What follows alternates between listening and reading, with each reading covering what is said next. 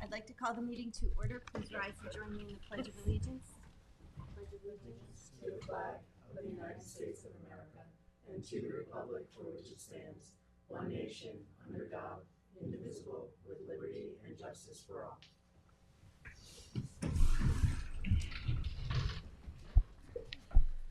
Madam Clerk, would you please read the roll? Certainly. Supervisor Moore. Present. Councilwoman McNamara. Here. Councilman Iacili. Here. Councilman Pell. Present. Councilman Stevens. Present. Thank you. All right, so we'll start the meeting today with the reading through the draft agenda. There'll be 8 public hearings. Mhm. The first is on the 2025 preliminary budget. The second is to consider any increases proposed in the maximum amount to be expended annually in the town's special districts. The third is to consider amending the town code chapter 8 to override the tax levy limit established by the general municipal law section 3C. The fourth is a public hearing to consider a substitution of term in the residence district's table of use regulations. The fifth public hearing is to consider the acquisition of 528 Pleasure Drive in the hamlet of Flanders, New York, and to amend the CPF management and stewardship plan to include the property. The sixth public hearing is to consider a local law amending Chapter 150 to enact a leash law for streets and sidewalks. The seventh public hearing will be to consider a local law enacting Section 312-6C7 in order to make a portion of Lighthouse Road a one-way road in a southerly direction between its intersections with Foster Avenue in Hampton Bays. Between its intersections. Okay. And the eighth public hearing will be for to consider the sale of 112 Old Riverhead Road, West Hampton Beach, New York. Okay. Would you like to start the reading through the resolutions? Let's- All right, we have Town Board Resolution 2024-1178, co-sponsored with Councilman Schivoni. Now, congratulations, Assembly Member-elect. Thank you, Michael. Yep. Congratulations. Resolution of adoption amending Southampton Town Code 298, taxation, to amend Article 8 to authorize an exemption for the creation of new accessory dwelling units within the town. I thought you were gonna withdraw that for now until we get more. Yeah, so Councilman, so Kara has been doing a lot of work with the school districts. We've been receiving some feedback. I don't know. I think maybe we should withdraw until we get all of the feedback collected from the school districts, and then we'll reintroduce when we're ready. Is that your recommendation as the lead sponsor? Yeah, we could do that. Well, I think We so. could do it on the floor. I think we could do it here, right? Yeah. Can we do it here, or should we do it on the floor? You have to do No, it. this now has been that's- tabled, so you have to do it on We'll the do it on the floor then. Makes sense. Thank you.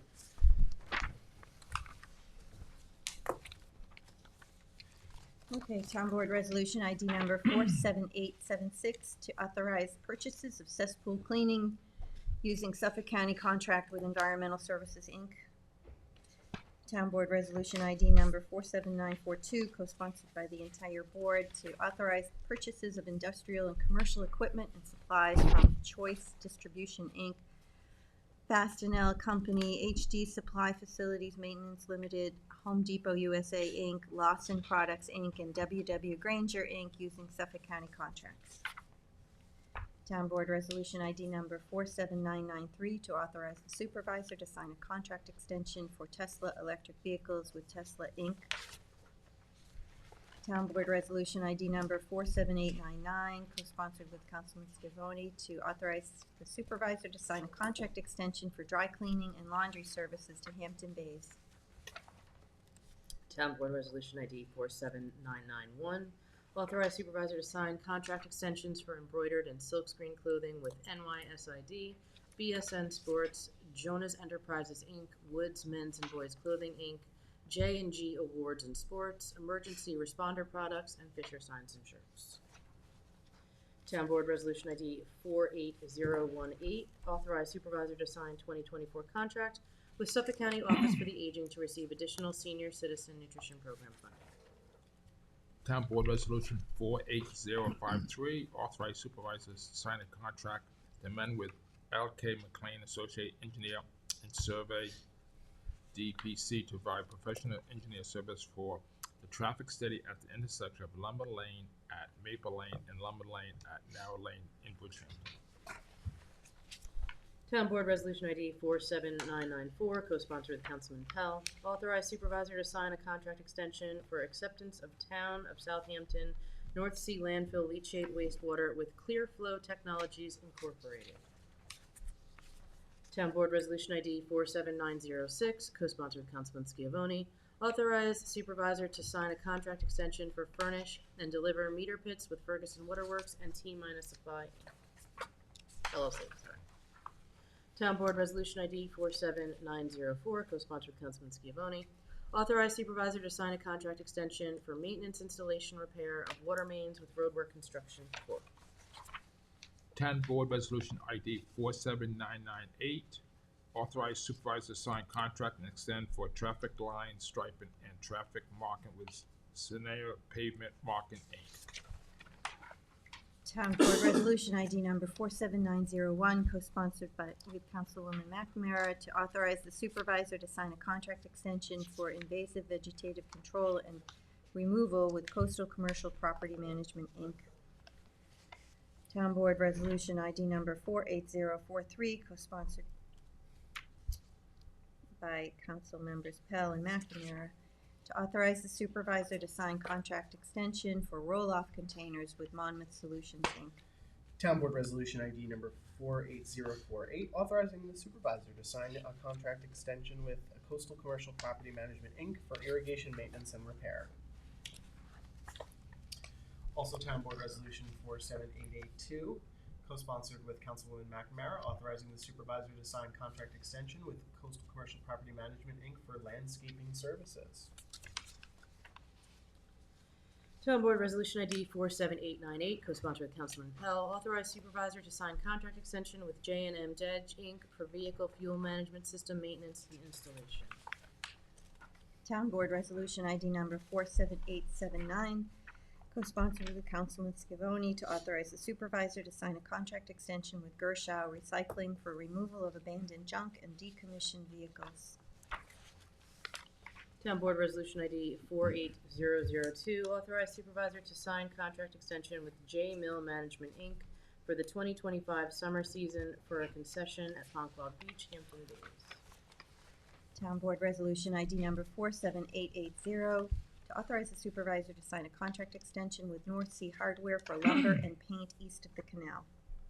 Town Board Resolution 48001, also co-sponsored with Councilman McNamara, authorize supervisor to sign contract to extend the Spectrum Manufacturer, Inc. for closing the top shelf container injection trailer with hydraulic roof opener. Town Board Resolution 48044, also co-sponsored with Councilman McNamara, authorize supervisor to sign contract to extend the Suffolk County brake service for walking floor trailers.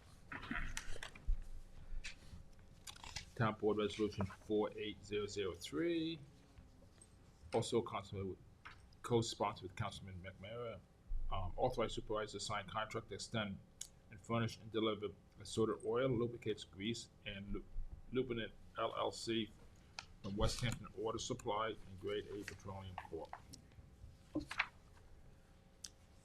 Town Board Resolution 4799, authorize supervisor to sign contract to extend for street sweeper parts and gutter and rear boom with Malvese Equipment, Inc., a company, and Trust, Inc.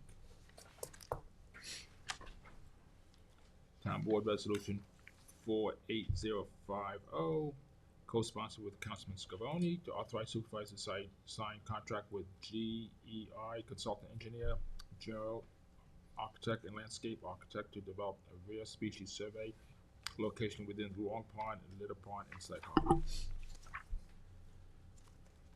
Town Board Resolution 4867, authorize supervisor to sign a DPP with Torsville American Business Solution, Inc. for a copy machine from Eastern Suffolk BOSI contract. Town Board Resolution 48065, co-sponsored Councilmember Uselli, to authorize the supervisor to sign a 2025 Community Development Block Grant Project Description Forms. Town Board Resolution 48000, also co-sponsored with Councilman McMara, authorize supervisor to sign extension with Great Northern Fiber LLC for private multiple market for dispose and recycle service for mixed paper and corrugated cardboard. Town Board Resolution ID 47895, co-sponsored with Councilman Schiavone, authorize the supervisor to execute a contract extension with Eagle Control Corp. As the sole source provider for the supply of constant chlor briquettes to perform services and routine maintenance and SCADA upgrades to the constant chlorinator at the Hampton Bays Water District. Town Board Resolution 48041, authorize supervisor to extend contract extended with L.K. McLean, Associate Engineer and Survey, DPC, on-call engineer service to be provided to the Highway Department for various townwide projects. Madam Clerk, if I may be added as a co-sponsor? Town Board Resolution ID 47881, co-sponsored with Councilman Pell, authorize the supervisor to execute a contract extension with Waste Zero for the supply and distribution of garbage bags. Town Board Resolution ID number 48020, to authorize the supervisor to execute a contract with Cullen and Danowski LLP for the annual audit of the Community Preservation Funds. Town Board Resolution ID number 48019, to authorize the supervisor to execute a contract with Naraki Smith LLP for the preparation of an annual financial audit for the years 2024 and 2025. Town Board Resolution ID number 48047, co-sponsored with Councilwoman McNamara, authorizing the supervisor to execute a donation agreement with Christopher Morrow for an Eagle Scout Service project. Sunday, could I be added as a co-sponsor? Myself too, please. As a former Boy Scout. Town Board Resolution ID number 48039, to authorize the supervisor to extend a professional services agreement with Len Marchese, MBA, CPA. Great guy. Town Board Resolution 48052, co-sponsored with Councilman Scavone, authorize supervisor to sign contract amend with L.K. McLean, Associate Engineer and Survey, DPC, for professional service to be provided to the Alwide Creek Habitat Enchantment Project. Town Board Resolution 47903, co-sponsored with Councilwoman McNamara, to authorize the supervisor to sign a contract extension for liquid caustic soda with Unibar USA Incorporated. Town Board Resolution 48005, authorize supervisor to sign contract to extend and drainage construction of Delano Coal and Stone, DBA South Fork Asset, for the east of the canal, and Rosemont contract for west of the canal. Town Board Resolution ID 47884, authorize the supervisor to sign contract extensions with Integrity Tree Care, Inc. as primary vendor and Jackson Dodds and Company Incorporated as secondary vendor for maintenance on trails in Southampton. Town Board Resolution 48022, co-sponsored with Councilman Pell, to authorize the supervisor to sign any and all agreements to for award of Community Preservation Funds, CPF, 20% water quality improvement project funds, aquatic habitat restoration, and non-point source abatement control projects. Sunday, I'd like to be added, please. Could I be added as well, Sunday? And, okay, Town Board Resolution 48023, co-sponsored Councilman Pell, to authorize the supervisor to sign any and all agreements to award, for the award of community preservation, CPF 20% water quality improvement project funds, wastewater treatment, and pollution prevention projects. Sunday, I'd like to be added. Me as well.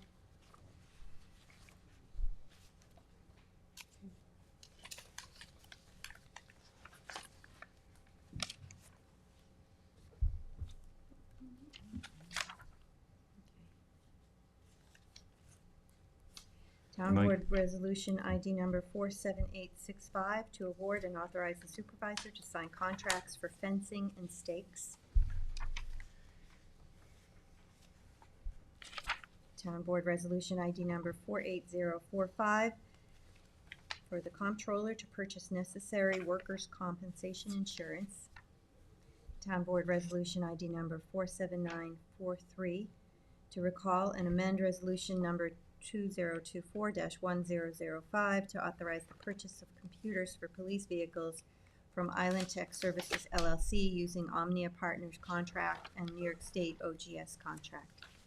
Town Board Resolution 48014, recall and amend Town Board Resolution 2024-1099, authorize the Justice Court to apply for grant funding to support Justice Court operations through the New York State Unified Court System 2024 to 2025, a Justice Court Assistant Program.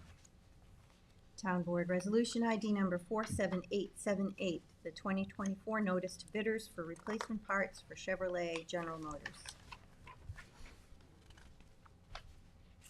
Town Board Resolution ID number 47946, co-sponsored with Councilwoman McNamara.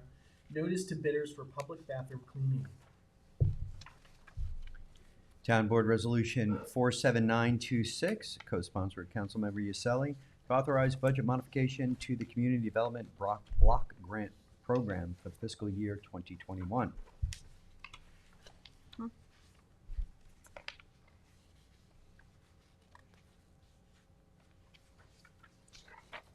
Town Board Resolution ID number 48049 to amend the 2024 adopted budget for nutrition programs. Sunday, if I can be added as co-sponsor? Thank you. Town Board Resolution ID number 47948 to amend the 2024 budget for various departments. Town Board Resolution ID number 47951 to amend the 2024-2028 capital budget for Hampton Bays Community Center interior improvements. Town Board Resolution ID number 47950 to amend the 2024-2028 capital budget for the Red Creek Turf West Field. Town Board Resolution 4788, amend the 2025 primary budget for the highway garage.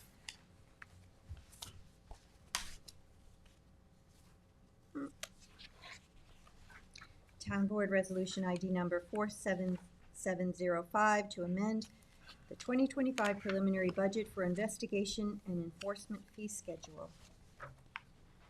Town Board Resolution ID number 47710, co-sponsored with Councilwoman McNamara, to amend the 2025 preliminary budget for land management fee schedule.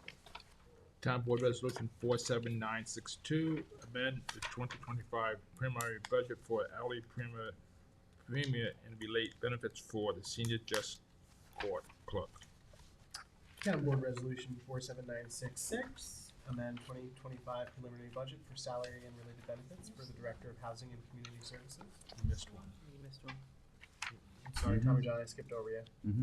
But you were on a roll, so. Sorry about that. Town Board Resolution 48058. This is to amend the 2024 preliminary budget for salary and related benefits for Town Planning and Development Administrator. Town Board Resolution 47965, amend 25 preliminary budget for salary and related benefits for the Youth Services Coordinator.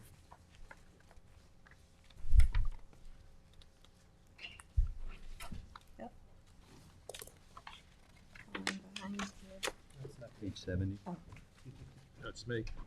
Town Board Resolution 47964, also co-sponsored with Councilman Izola, amend the 2025 budget for salary-related benefit for Deputy Superintendent of Highways. Board Resolution 47963, amend the primary budget for salary for related benefit for the deputy town clerk.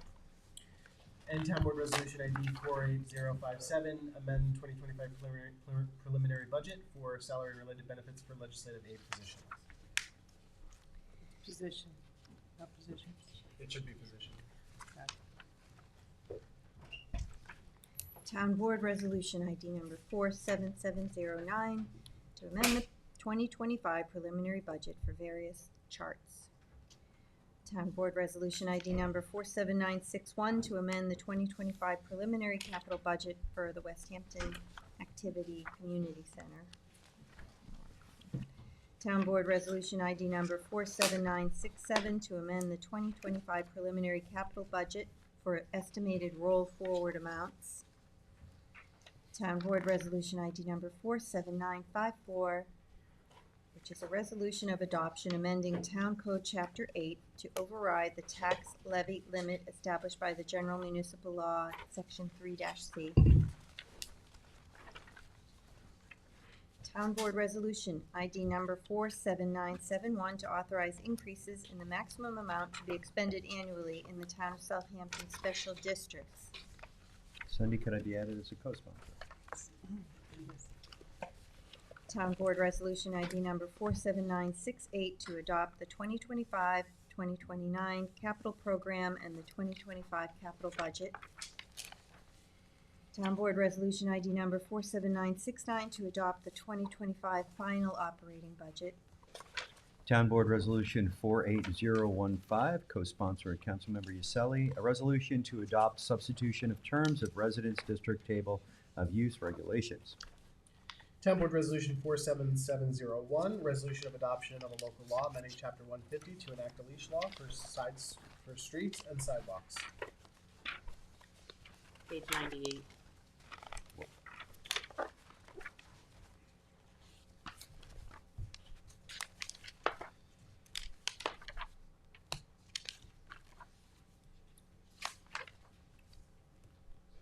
Town Board Resolution 47664, resolution to enact local law 312-6C7 in order to make a portion of Lighthouse Road a one-way road in the southern direction between the intersection with Forest Avenue.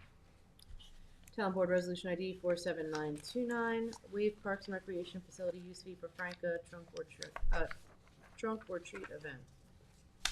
Town Board Resolution ID 47837, co-sponsored with Councilman Iacilli, authorization of cost reimbursement waiver for the Friends of the Hampton Bays Library Magical Sleigh Ride to be held on December 1st, 2024.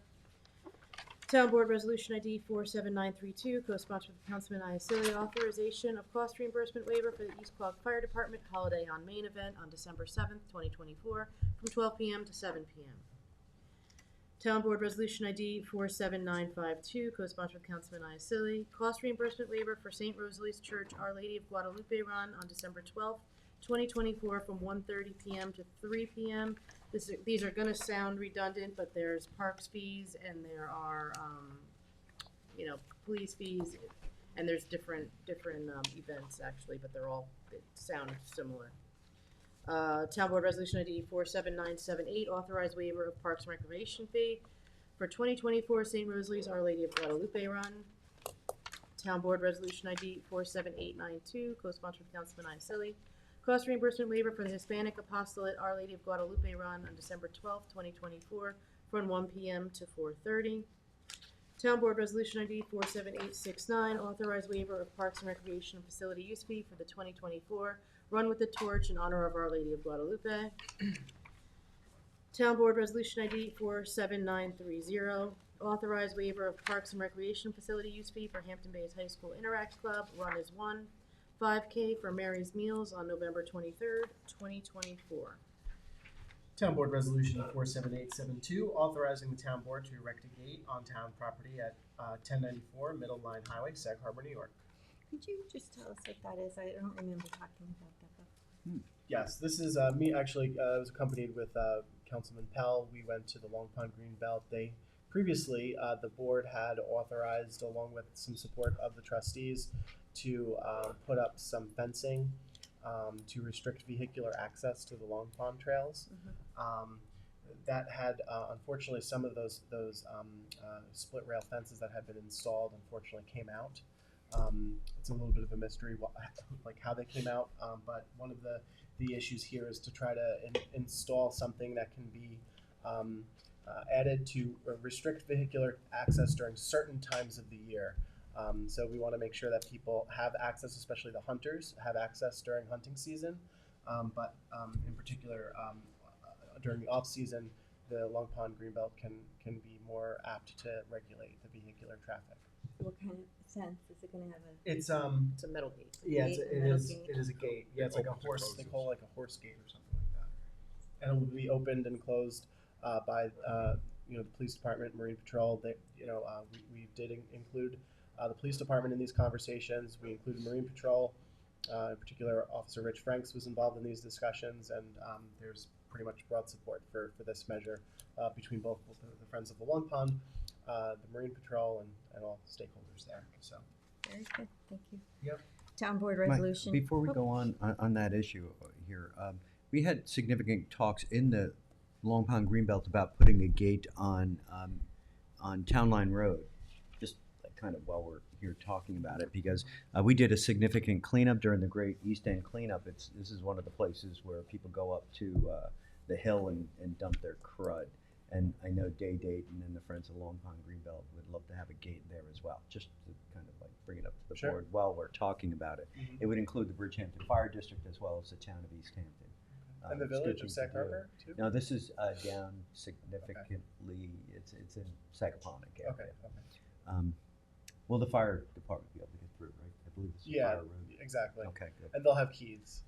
So is Good. that a request for a second fence in a No, different location? no, I'm just He's just bringing it up. Yeah, bringing we it can up look now into it. before, We can look into it. Yeah. Okay, thanks.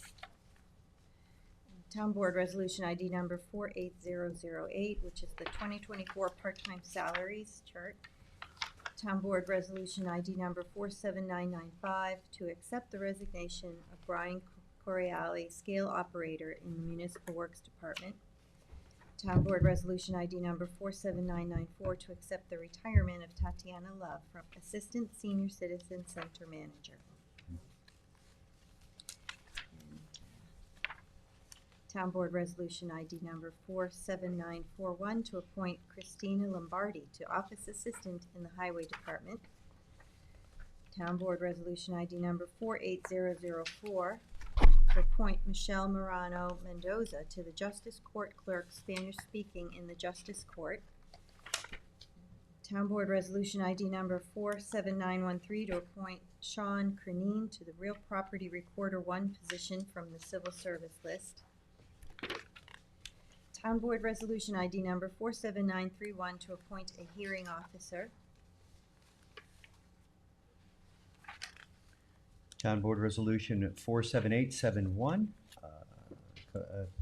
This is the attendance at homicide investigation course in College Point, New York.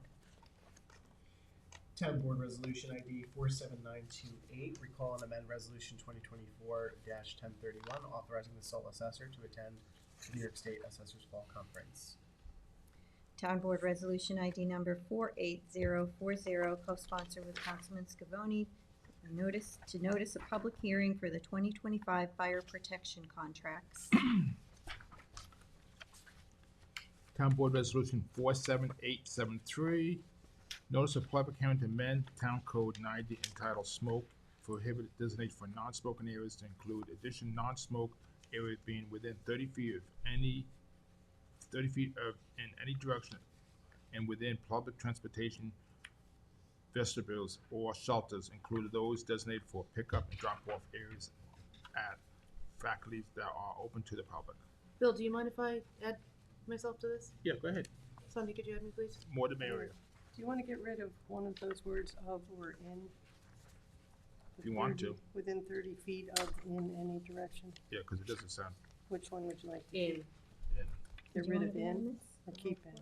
That's okay. Within 30 feet of. In any direction, I think makes more sense. Yeah, I'd So like get rid to of be the added also because I was at the meeting where they brought this to our attention. Okay.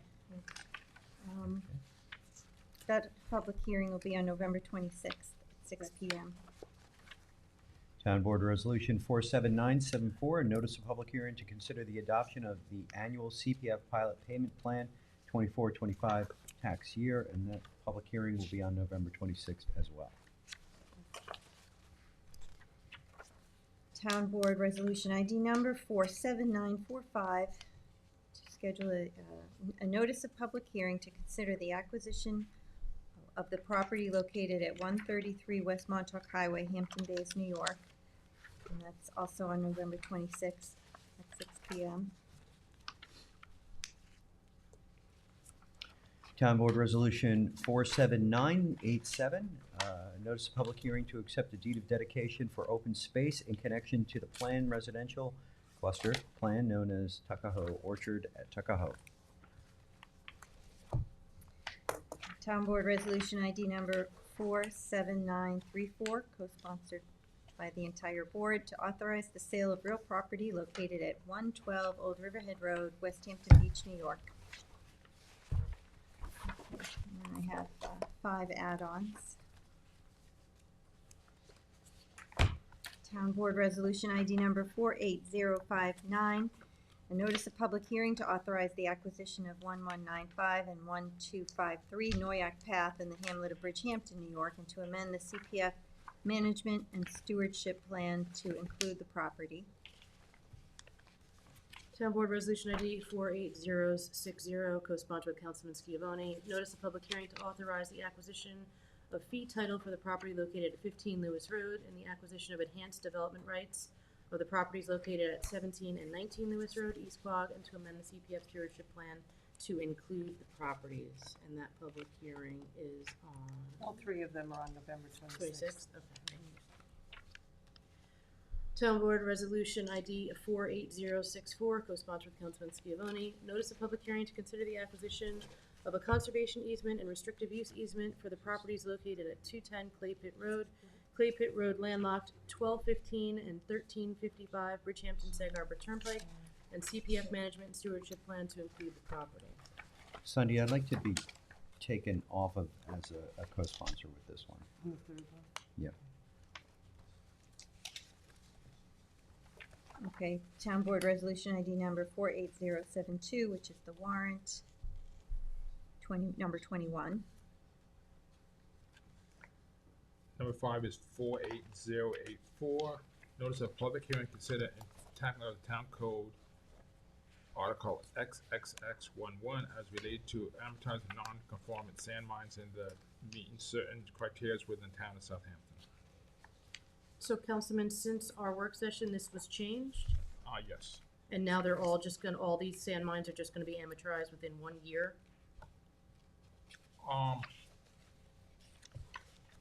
They can come in Unless they come in for a Yes. ZBA? ZBA, yes. So now all these sand mines in the town of Southampton will be amortized within 1 year of this law's passage unless they come to the ZBA, regardless of their DEC permits.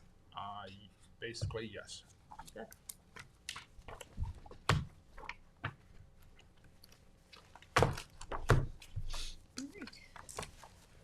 Well, that concludes the draft agenda review. So now let's move forward with with some matters that Janice Shear is going to bring to our attention. One is the change of zone for Quail Ridge. Or is it a change of zone? Actually, it's a request for a change in non-conforming use. Good morning. Good morning. We have Wayne Brunin and Patricia Voorhees for the applicant. They're going to be joining me and making their, let them sort of explain what they're looking to do. And then we have draft board. Good morning.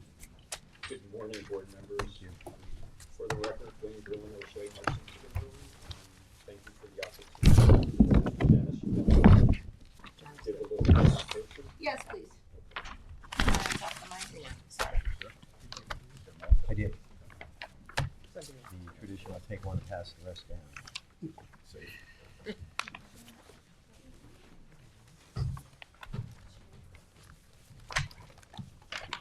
No, I'm fine to stand. Do I stand at the podium?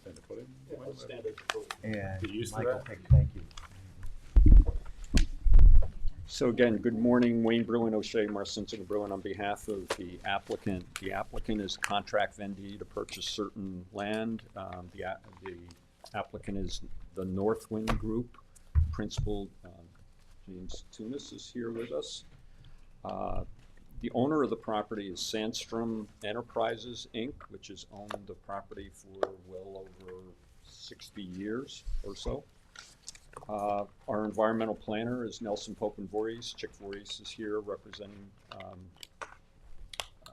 our environmental planning consultants. Our surveyor and engineer is Mike Marinas of Insight Engineering. He is here with us as well. And lastly, our traffic consultant, Amanda LaRosa of Stonefield Engineering, is here with us as well.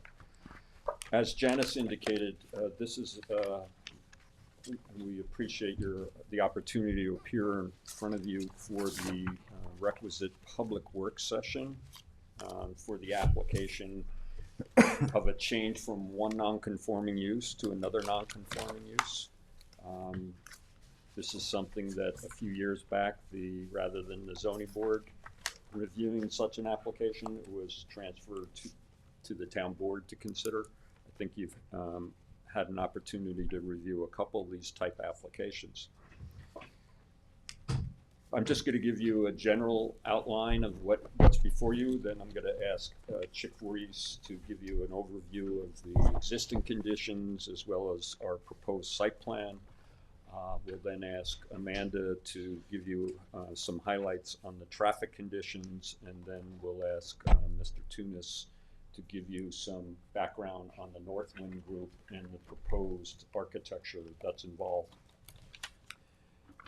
So I know the board may be familiar with this, but the property is located on the northerly side of County Road 39, approximately 1,600 feet west of Tuckahoe Road. It's in the hamlet of Tuckahoe or Shinnecock Hills.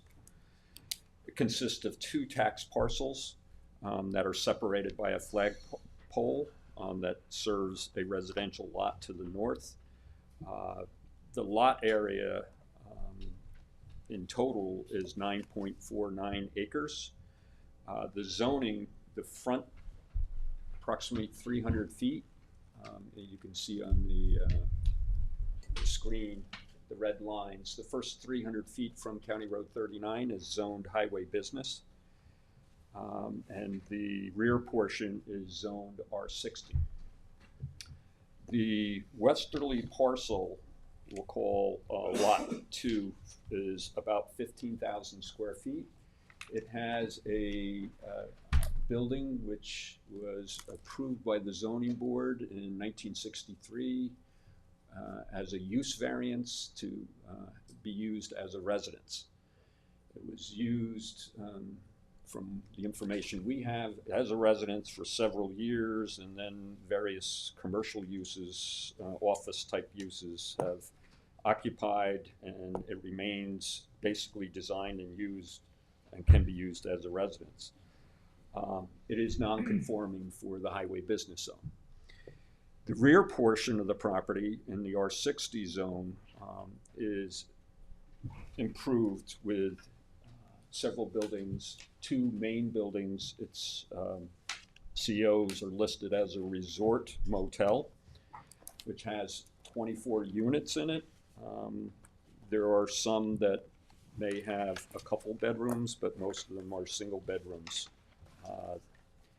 This was improved prior to zoning, prior to the 1957 zoning, and has been maintained constantly as a resort motel. And for the board's recollection, the resort motel allowed the rental of these units as a dwelling on a weekly or longer basis. And our understanding that has been what's happening here. The units are being rented on a longer term basis than a daily transient or otherwise basis. And this is something the town has struggled with many of these resort motels in various school districts. You mean these would be rented out to people They on are an right annual now. basis. I know people who lived, I had friends who lived Yeah. here and My they brother lived there lived for there a in the couple of years. 90s. right? Yeah. Okay. So, Long term. nonetheless, the CO is for a resort motel. As required by the application, our first stop was to the building department to certify, have them certify the pre-existing non-conforming uses, and we provided that in our submission to the board. On August 19th, a letter from the building inspector basically indicating they're all legally pre-existing non-conforming uses that have not been abandoned. On that basis, we are seeking to make an application to change to another use, eliminating the non-conforming dwelling on Lot 2 and replacing the resort motel with a 36-unit multifamily dwelling, 10 of which would meet your affordable housing criteria. Before we entertained that application, we did meet with the planning staff as well as the building inspector, and we looked at our various options, including going to the zoning board. The only relief the zoning board could grant is an expansion of the resort motel, the floor area by 50%. And we could, in theory, also increase the number of units to 36 under the regulations. We found that proposal not to be necessarily economically feasible, given a number of conditions. The other option that was pointed to us was going to the planning board for special exception and converting the property to condominiums, residential condominiums. However, the board may recall that you can't increase the number of units, the number of bedrooms, nor the floor area at all. And again, that's not found to be economically feasible given the existing conditions. The other option is to actually come to this board for a zone change rather than keep the existing highway business in R60 zoning, is to entertain an application to MF 44. Maybe something this board reviewed with some other proposals. However, we believe this process that we have here would be less dense and would not, the MF 44 would allow more density. It would also not result in the same number of affordable units. And so in this particular application, our application will result in less density in that a zone change, and will increase the amount of affordable units from 4 to 10. The other option was just to walk away from this proposal and leave the existing hotel situation as it is. That is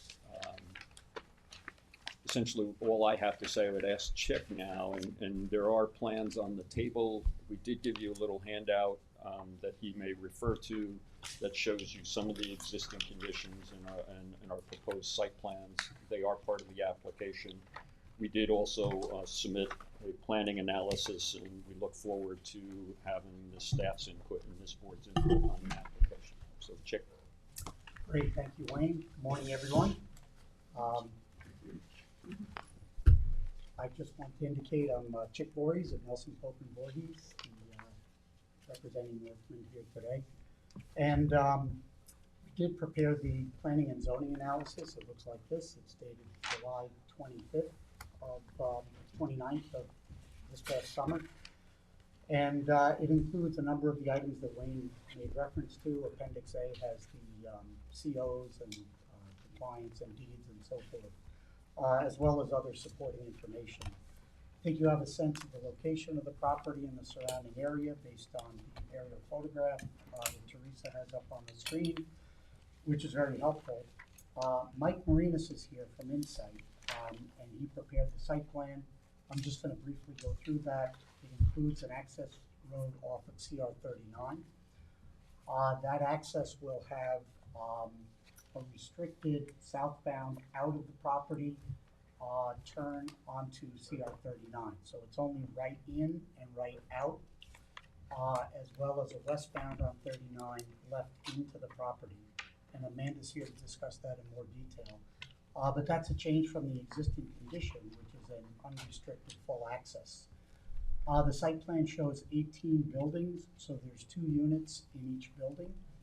They look very much like residential homes. There are 3 bedrooms in each unit. So you can see the layout of the road coming into the property, providing access to the units. Each individual building will have an IA system, innovative alternative on-site wastewater system, treatment system, and public water will be provided by the Suffolk County Water Authority. And the site plan overall will have a walking path, community garden, gazebos, and a central existing drainage pond to remain. So in the analysis, you'll see that we identified a number of benefits that I'll just summarize quickly today.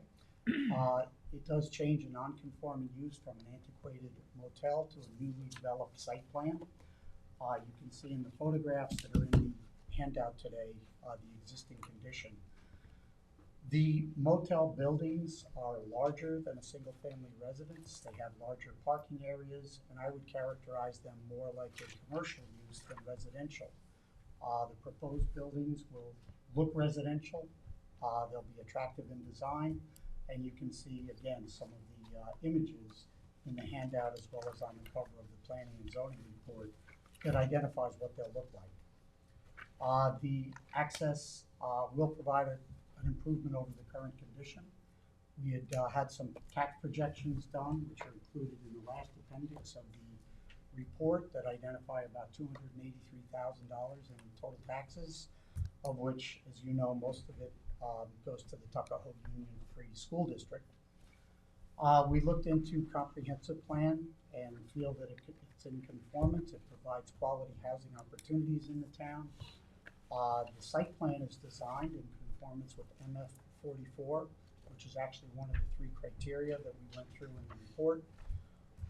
And of course, this will provide 10 or 28% of the site workforce or affordable units, which is again another benefit. That shows a 1 treatment system. Okay, so I'm not sure that there's a correct? and Yeah. lines. Yeah, so it's 1 IA system to serve One the system. entire property, so that'll provide sanitary waste treatment. Also, it's a redevelopment of an existing developed site, so we're talking about, not a green site here.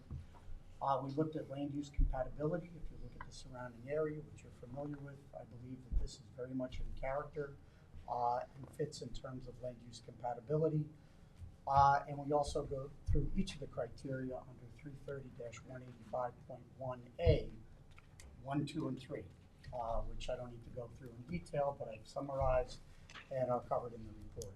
So in summary, we believe that the proposed project is more in conformance with community needs and character of the community, environmental standards, and zoning parameters by conforming to the MF 44, which again is specifically referenced in 330-185.1. And the biggest benefit in my mind is 10 affordable units or 28% east of Shinnecock Canal, as well as the change in the non-conforming use to update the site to an up-to-date, attractive, well-planned development that is strictly for residential use. Is this for sale or rental? These are for sale. Is And- this, is this special trades contractor on the property? Special trades contractor. It looks like there's a barn, like a, There's a maintenance building. It's a garage that's Okay. used for maintenance of the site. What's the septic now? Whatever conventional system was installed at the time. Probably don't even conform to current health standards for a conventional system. Certainly not an IA treatment system. Could you explain the access to the property again? I heard what you said, and then I read here that the plan expressly prohibits egress left turns Correct. at the southbound side. Can you visually explain what's going on And here? do you have the control of that flag strip? It's a Middle perfect piece. segue to Amanda, Great. who's here and is working on that very part of the project. So I'll turn it over to Amanda. Amanda LaRose, I'm a professional engineer from Stonefield Engineering and the traffic consultant on this project.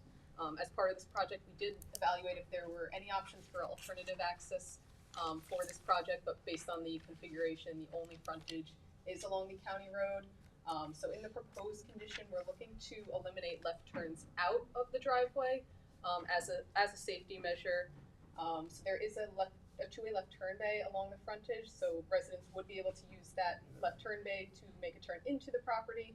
And then on the way out, we propose a driveway that's going to be median divided with a median that will direct traffic to the right.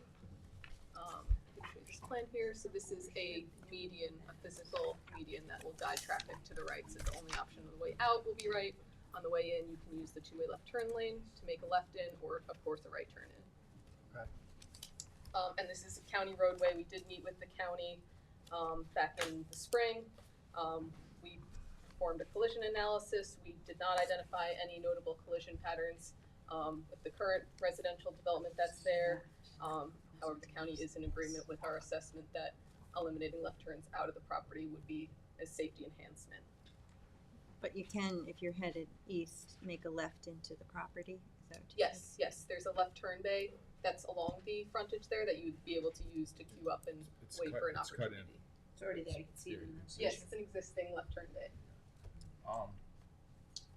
The house in the back, Yeah, if that was a question the board had and amended. So there is an existing flag strip, and you'll notice on the aerial photograph that there isn't a separate driveway. They've been sharing and using the existing driveway here, and that will continue. And so that will continue, and that driveway will be part of our element. Those continue to have access through our project to that house. correct, I just wanna make clear, sure. Well, How yeah, many, it looks like a gore strip between those two areas. What is that? It's just going to stay not part of encompassing the project, like the Well, that's the area- flag strip that we're talking about to the property to the rear. Oh, okay, so that goes to the rear property. Yes. You're not proposing to use it. That's not part of your project, right? No, it's not part of our project. They're not part of the application, but we do have arrangements, and we'll formalize an easement so that they'll continue to use the driveway which they're using now. Okay. They're using the same driveway coming in, so there will be a separate driveway for that residence in the future. How wide is that? As well as the property to the west, which actually crosses over the flag, which is our parcel. Mhm. And that will be removed, so that will never have a separate access as well. are you gonna Yeah, tear the the flag house? is 15 feet Is wide. that house gonna be torn down or still used? It's gonna be torn down and removed. So it'll be all vacant property there, No, that'll remain as open space. open safety, vacant. Is there any? Did you say 50 or 15? 1.5. 15 1 feet. 5. 1.5. The flag strip is 15 feet wide. Did you look at getting over to Tuckahoe? To Tuckahoe Lane? So if you look on, if you broaden that, you'll see immediately to our west and north is the Southampton Golf Club. There isn't any opportunities to get access across the golf club. Immediately to our east is a residence and a couple other residences. And there is, although our client hasn't reached out to those individuals, we're not thinking that they will want us to cross their property. You know, physically, that would be the only way. As far as to the south is all commercial development, and we have no legal rights of access there, but that would only, again, would still come out onto County Road 39.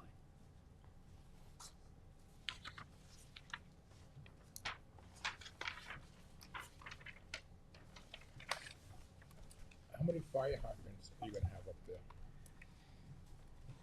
Currently, There's none up there right now. Probably three, yeah. Three. Okay. One at the end of the cul-de-sac and then one probably on the south. You can't hear, the public can't hear your answers. You might want to repeat it, Wayne. I think that's, yeah. Hi, Mike Marines.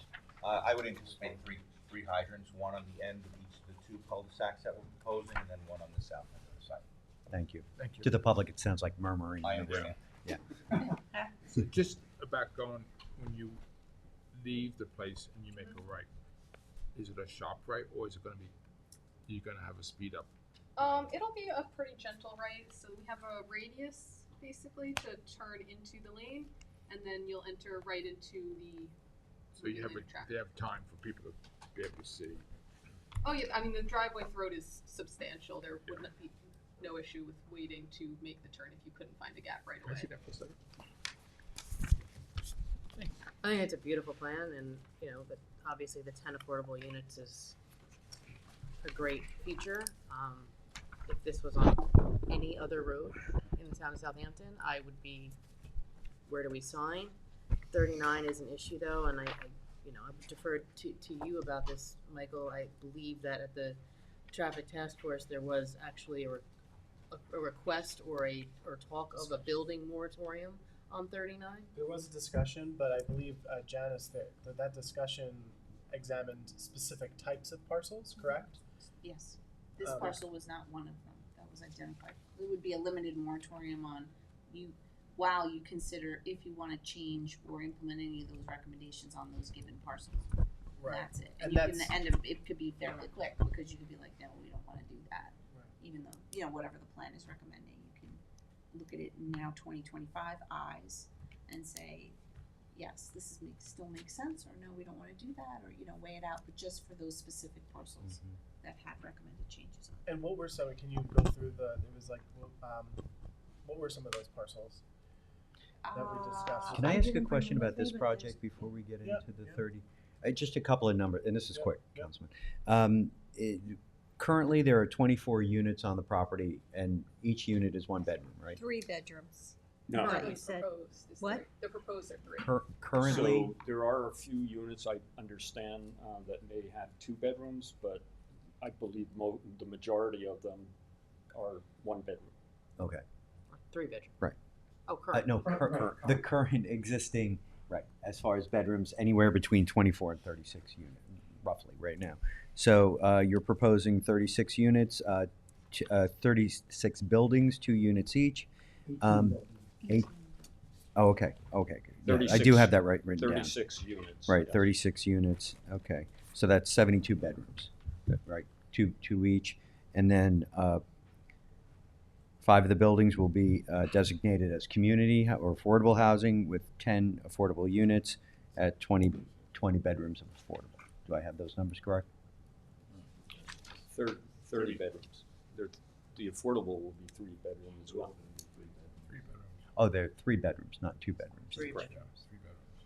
But a total of 36 units. Is that what you're looking for? Total 36 units. Each of them will have three bedrooms, and including the 10 affordable. So the way the code works with the non-conforming use to another, criteria 3 says the use, scale, and density have to be found to be consistent with what could be achieved through a related change of zone application. So if they did try to come for MF 44, they could not exceed 37 units.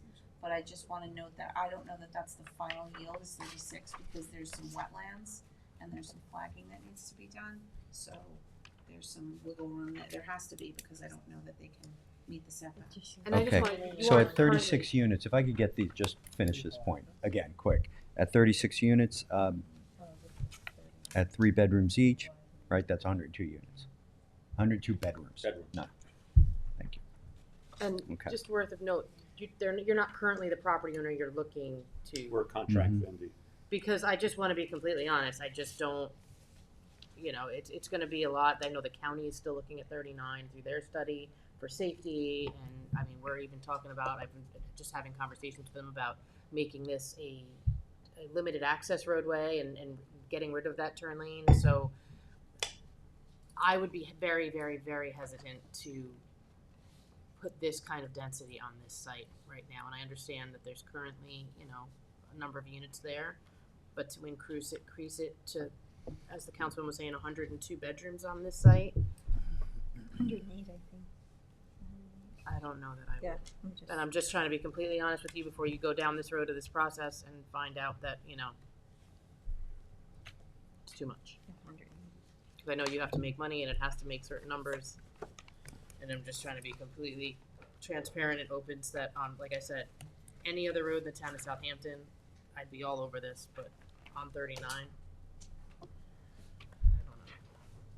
Question about the units here. So are these are these the affordable ones and The market affordable rate? ones are not distinguishable from Oh, any other. okay. That's the rule here. Like, Oh. you can't be like, oh, those are the affordables. They have to be like mixed in. Right. So Yeah, nobody knows Yeah, the what it is. insides might be a little different. Yeah, they have Finishes. different finishes or different things like that, but from the exterior, there should be no way of knowing that. Did tentatively identify which ones on the plan.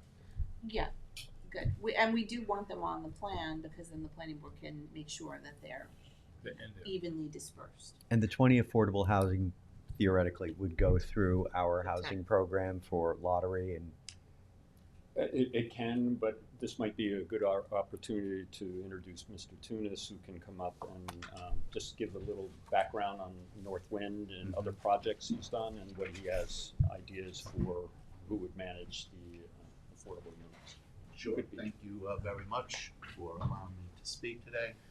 My name is Jimmy Tunis. I am the managing member of the Northwind Group. We've been building multifamily housing in predominantly Suffolk County for about 30 years. And we take special pride in the location and what we're doing with the property, special designs, and we try and think outside of the box. And recently, we've taken abandoned boatyard in Port Jefferson and turned it into a 52 unit luxury apartment community. We also took a recent industrial site in Bayport on Sunrise Highway, and we're building 30 100% affordable condominiums for 55 and over. This site is very similar to sites that I've built on before. It's a use that certainly is outdated. It is non-conforming, and we're just looking to work with the town to figure out a way to make this housing site much more in line with today's standards. We like the site. We've added a lot of affordable homes to the site. We think that's an important feature. I believe it's 28%, and we're here to answer any questions that you may have with regards to the site.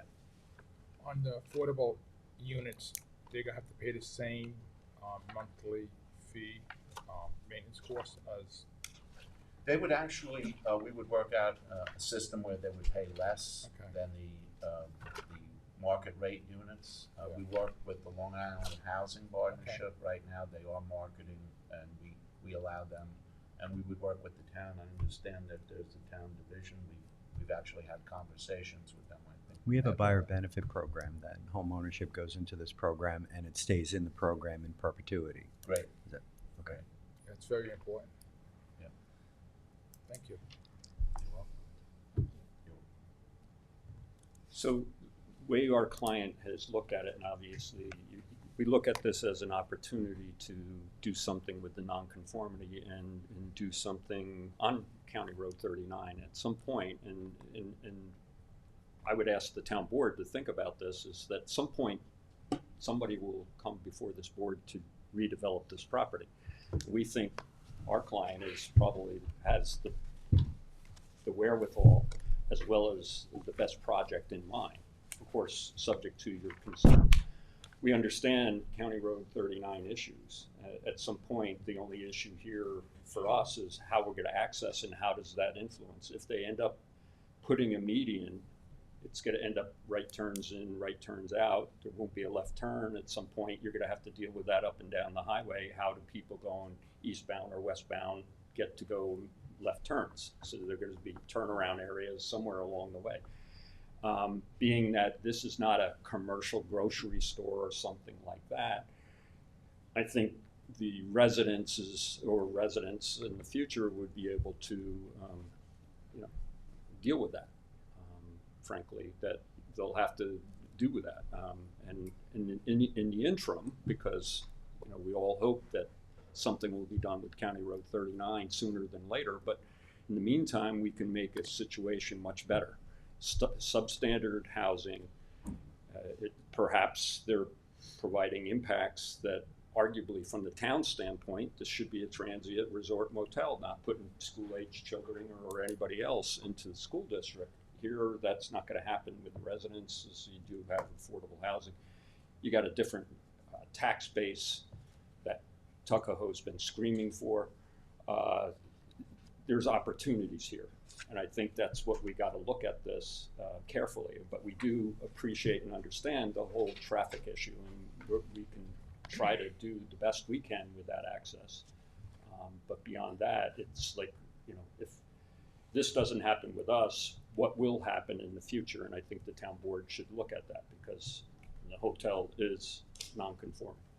Have you had any, I don't know if this is Jimmy to Wayne, had you any discussions with anybody from DPW, Charlie or? Yes, Bill? Amanda has met, Yes. and they've met with them. There's actually, within the packets from the environmental report, there's a letter from the county dated May 28th, indicating that they're in agreement with the upgrades that we're proposing, which would prohibit those left turns out of the site. They see it as a safety upgrade.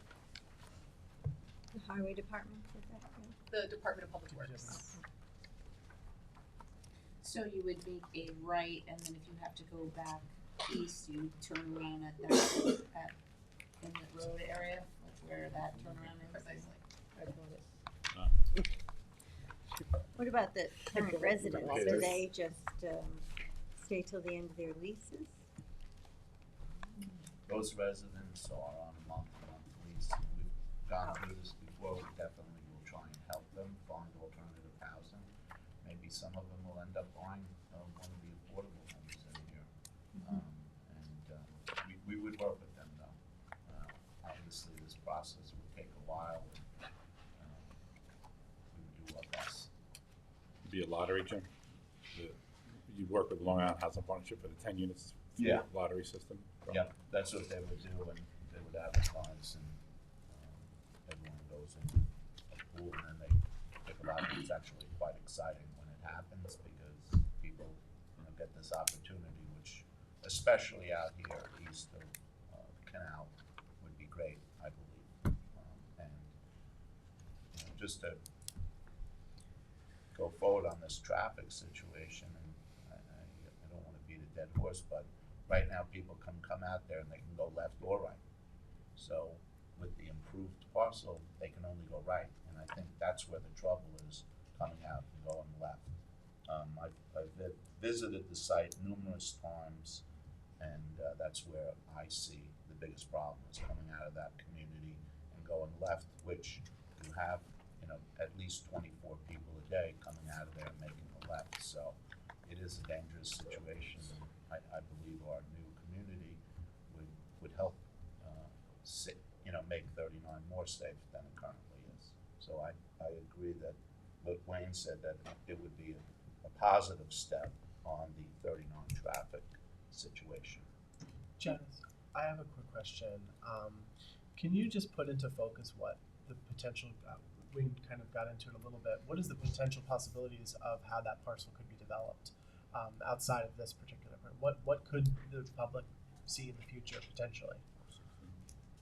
Well, the process is set up, because it doesn't always happen that someone goes from something like this, which has its place and could stay forever. They have the right to keep that. It doesn't have to go anywhere.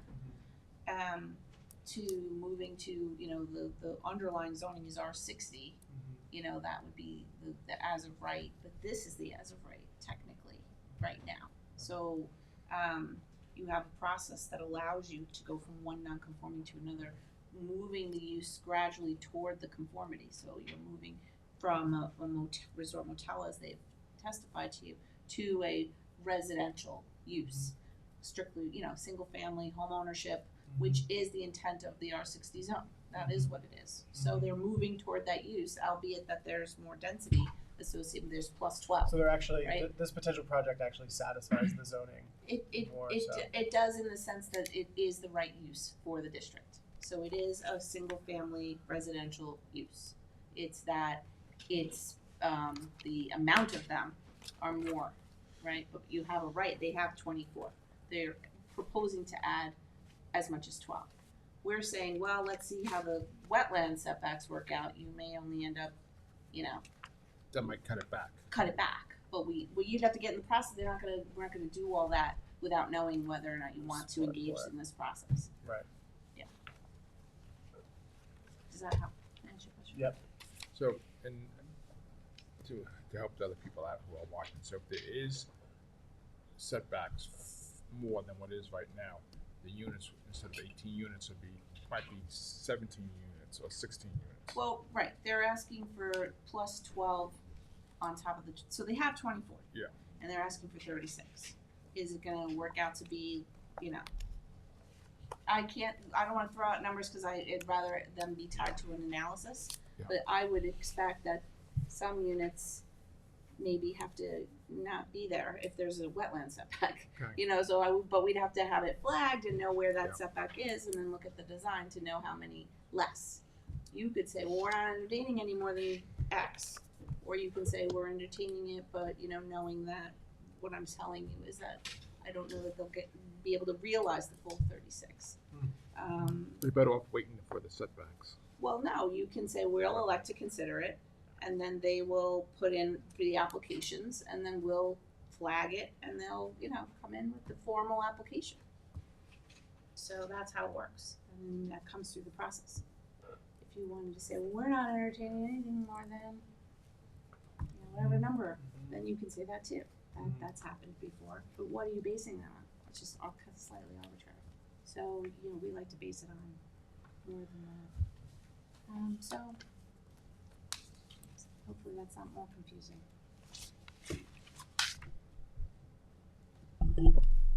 And that's our biggest concern, it's just like making sure the wetland setbacks are accounted for. Mm-hmm. All right, well, I don't have any other questions. Anyone else at this point? Thank you. Thank you Thank very you much. for coming Thank in. you. Thank you very much. Thank you. Thank you. Have a nice day. You too. You too.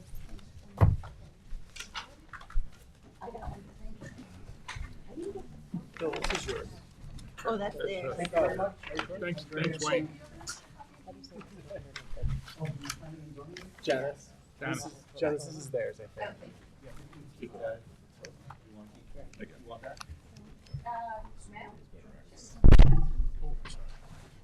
Thanks.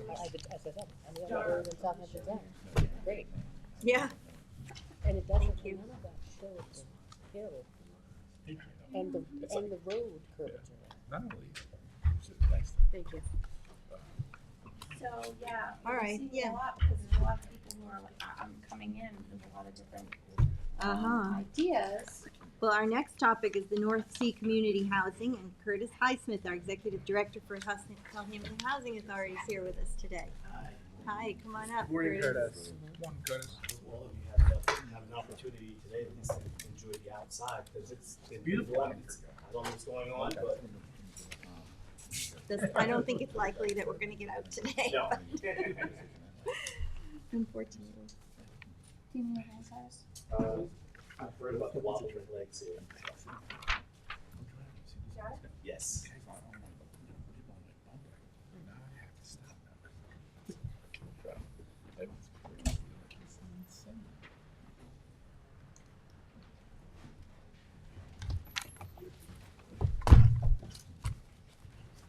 I was asked to hand in the copy of the yield map and a copy of the site plan. I just quickly put together just a small little packet so we can go over kind of the concept, the plan, and envision. And I have to apologize, my engineer, architect, and we are now citing a new council. Thank you. They weren't available, but I thought that this is so important, I didn't want to delay it any further than it already has been. And so we can start at least initiating the initial conversation and see if there's any question. Oh, yes.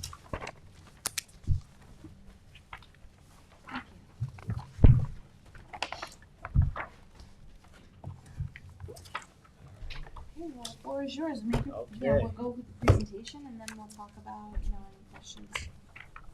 All right. Thank you. Again, Curtis Highsmith, Executive Director, Town of Southampton Housing Authority. I'm here to talk about 90 North Sea Mecox in R20 zone. It's 3.19 acres vacant lot that's currently in the Suffolk County Ground Management Zone V as in Victor. Just a little history about where kind of the origin of this project has come from, or the genesis to where we are present. We initially purchased this parcel to do a 6-lot subdivision. We were going to subdivide the lot and then do 6 single-family homes with accessory apartments above garage. That was the initial plan.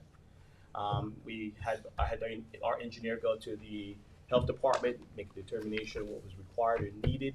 An application on October 2023 by our engineer, North Star Engineering, submitted an application for that 6-lot subdivision, through planning, and then obviously went out to see what the actual as a right on-site ground consumption would be, and then what they proposed based on the 6-lot subdivision. As I was undergoing that review, I started having meetings with the local CAC, as well as organizing a meeting with the local community at Sandy Hollow. And the consensus was that they did not want me to do a subdivision. They did not want 6 individual lots. They would prefer the homes to be more modest in the community format, and to kind of blend in with the cottage style homes that are currently in that area. So going back to the drawing board, taking a look to see what we could produce in terms of number of units, what our square footage size would be, and what kind of formation on this particular lot we'll be able to create. Now, the shape of the lot is rectangular, so this was best suited that we do a cul-de-sac where we have one form of egress into the parcel and kind of form the homes on the outer portions of the cul-de-sac so that it would have a community feel. I wanted the homes to be modest, so we wanted to keep them under, well under 1,500 square foot. So each home right now is being proposed before you is 1,200 square feet, 3 bedroom, 2 bath, a 1-car garage. I'm a person who's really firm on storage. I'm on my 3rd house, and we collect stuff. we have a lot of items. We collect a lot of material. What happens to our Christmas stuff after we finish our Hanukkah? What happens with our summer wear when we need to put them someplace? So I have storage space in the garage. It's unfinished space above the garage. There's only access through the garage to pull out, have a ladder, and put storage and boxes in the attic space. We also have a full unfinished basement that would only allow for mechanicals and conditioned space for the mechanicals. Is that a Again, partial basement? It will be a full basement, but it would be an unfinished full basement. The only portion of the basement that would be finished would be the mechanicals. So has the outside exit to the basement? Normally we either do a Velcro door or interior. These are too small to have that type of access, so it would be an external Velcro door to go down to the basement. None from inside the house. Nothing from the inside of the house.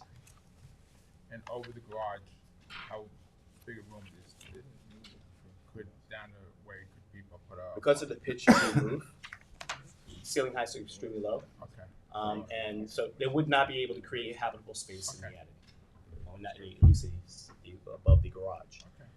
So to talk about how the calculations, based on the as-of-right calculations on the parcel is able to get 9,000 gallons per day. That would actually account to 3 single-family homes. Normally, the health department looks at what would be double density, just to get a kind of an idea of what maximum capacity of the lot would allow. Obviously, you add that up, you get double density. It's 1,800 gallons per day, in approximately 6 single-family homes with accessory apartment above garage, because the accessory apartment is not included in the flow. What's the health department? Is it half acre or acre for a health department? 300 or 600? It's gallons per day. Yeah, Gallons. But is it on this hydro zone? Is it 3 or 6? Do we know? I don't know the answer to that. What's the zone? Yeah, it's 5. Yeah, It's 5. Five, no, V. It's 300. 300 gallons? Yeah. Okay, very good. So based on the double density, you want to know, how did I get to 9 units? Well, typically when whenever affordable housing project or development comes forward, we get a bonus density. So I made a decision that, and this is not a perfect science, it's coming to a kind of a consensus on how we develop a certain number of units without overdeveloping and not introducing to the community something that we feel that would be that would not be in keeping and not be reasonably accepted. So that's where the 9 units, total units came. So now how to place that on the site. We looked at taking the majority of or at least 5 of those units and setting them at the western portion of the site. That's where I believe that the parcel that's adjacent, that's nearby, because of the conditions of that, it would be less impact to what we consider to be residential habitants or individuals that have homes that are currently living. That particular parcel is, I won't say blighted, but there's a lot of activity happening there. And then we took 4 of those units and we placed them on the eastern portion of the site. We also look at green space. So since this is a neighborhood and community, if you look at, and I'm going to,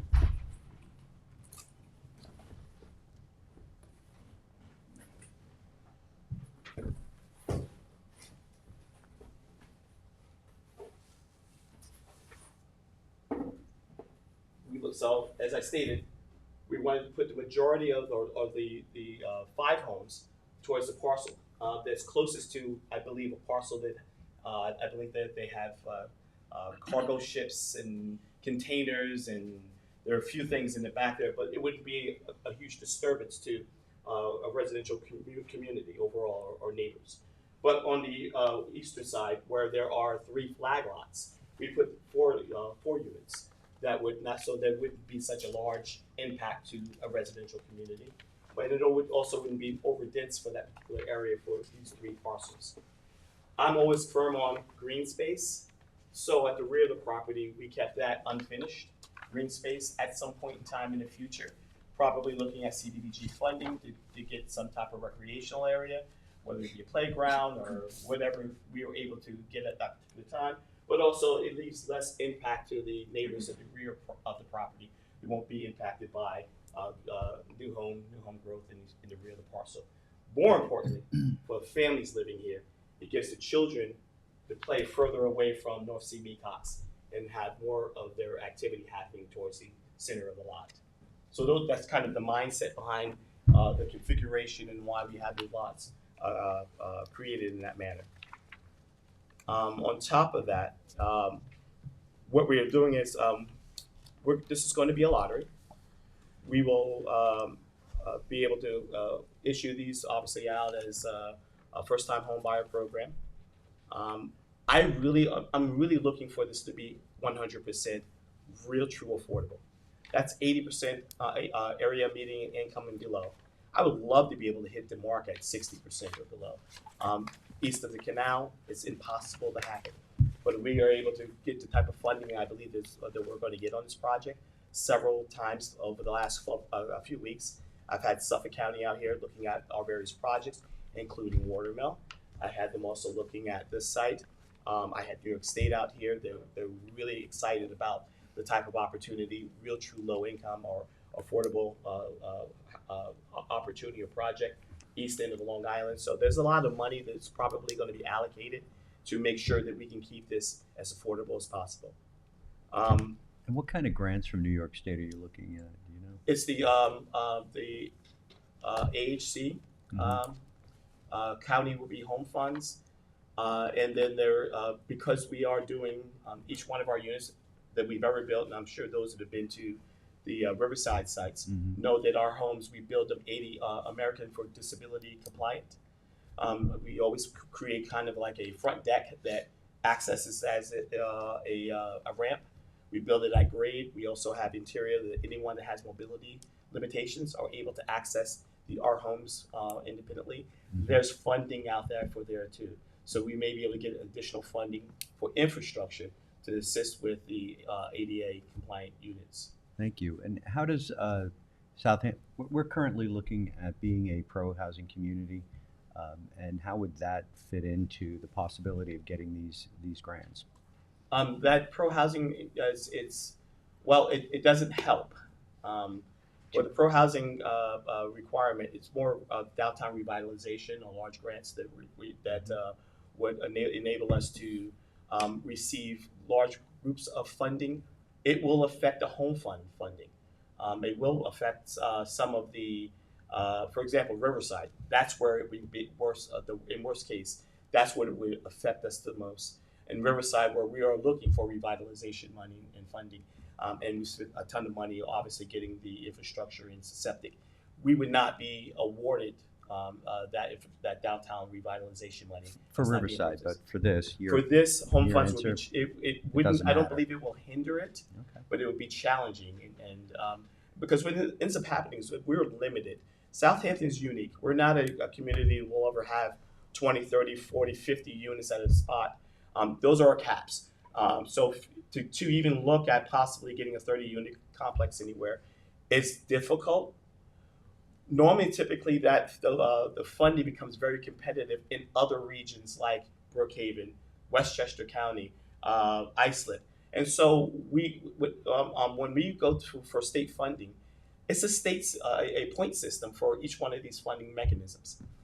They look at your experience, how many number of units, what's your how many units have you already established?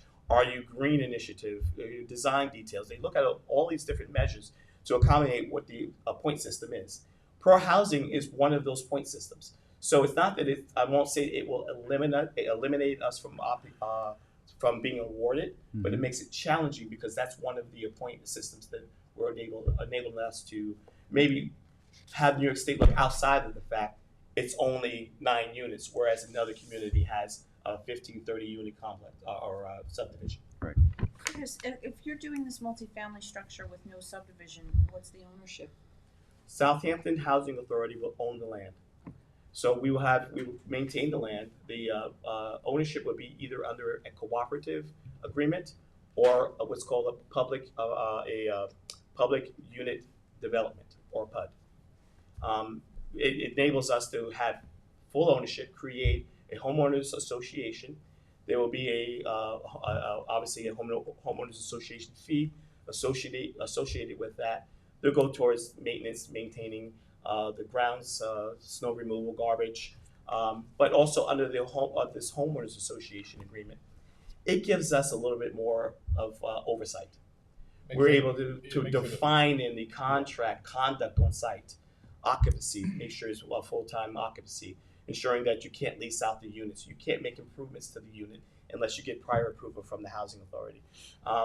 There are other parameters such as making sure that you can't lease improvements. We want to make sure the homes are always affordable in perpetuity, so it also controls the resale of these units, just like we did on the buyer benefit. It enables us to now put the parameters by how a person can sell the unit, but also get equity. So we'll do the same thing where we have an increase on equity based on consumer price index. And you'd be asking for CHF? Absolutely. You brought up the lease. One thing that did come up in the community when you said something about the ADUs is the community loves the idea, and I'm happy that they support it, and it's because they're really happy that it's ownership. But one thing they did ask about is maybe putting a covenant in place where there is no rental permits issued on these homes. Because they don't want, being that it's already 9 families, they don't want then rental permits and either somebody moving out and renting the property because it's now an affordable unit that we want to keep in the system. Then they also don't want renters coming in and living in the houses like as an accessory apartment. But as part of the ownership agreement, Owner it has to occupied. be owner occupied Okay. year round. It's not it can't be a second home. It can't be leased out. It can't be sublet. You can't rent out a room. All of those are, and I'm going to tell you. Can they build an ADU on these? Can they build an additional ADU? Yeah. No, because they don't own the land. They So only this own- will just be single ownership, no ADUs, no rentals, no. That's correct. Okay. And housing authority owns them. And the housing authority will own the parcel itself. They couldn't even build a shed without getting prior approval. They don't own the land. I thought you were saying build an ADU on the unit. Well, that was the initial, what I said is that Oh, when we that's- initially looked at this as a plan, we wanted to do 6-lot subdivision, 6 homes with accessory apartments. And that was widely dismissed in several meetings. But as Cindy indicated, this is one of those rare opportunities. We have full community support. Yeah. I can't believe it, and I'm afraid to say it out loud. But everyone loves the fact that this home ownership is it's going to be owner occupied. I'm going to tell you, normally, typically, when people do things that are outside of the scope of their agreement, we hear it from the neighbors. This neighbor is part of the overall community, so no one's coming in with sheetrock and finishing the basement without us knowing or finding out. Someone's going to call. We do annual inspections. It's going to be our crew that does the maintenance on the property, mowing the lawns. And I've said this before, and I'll say it again.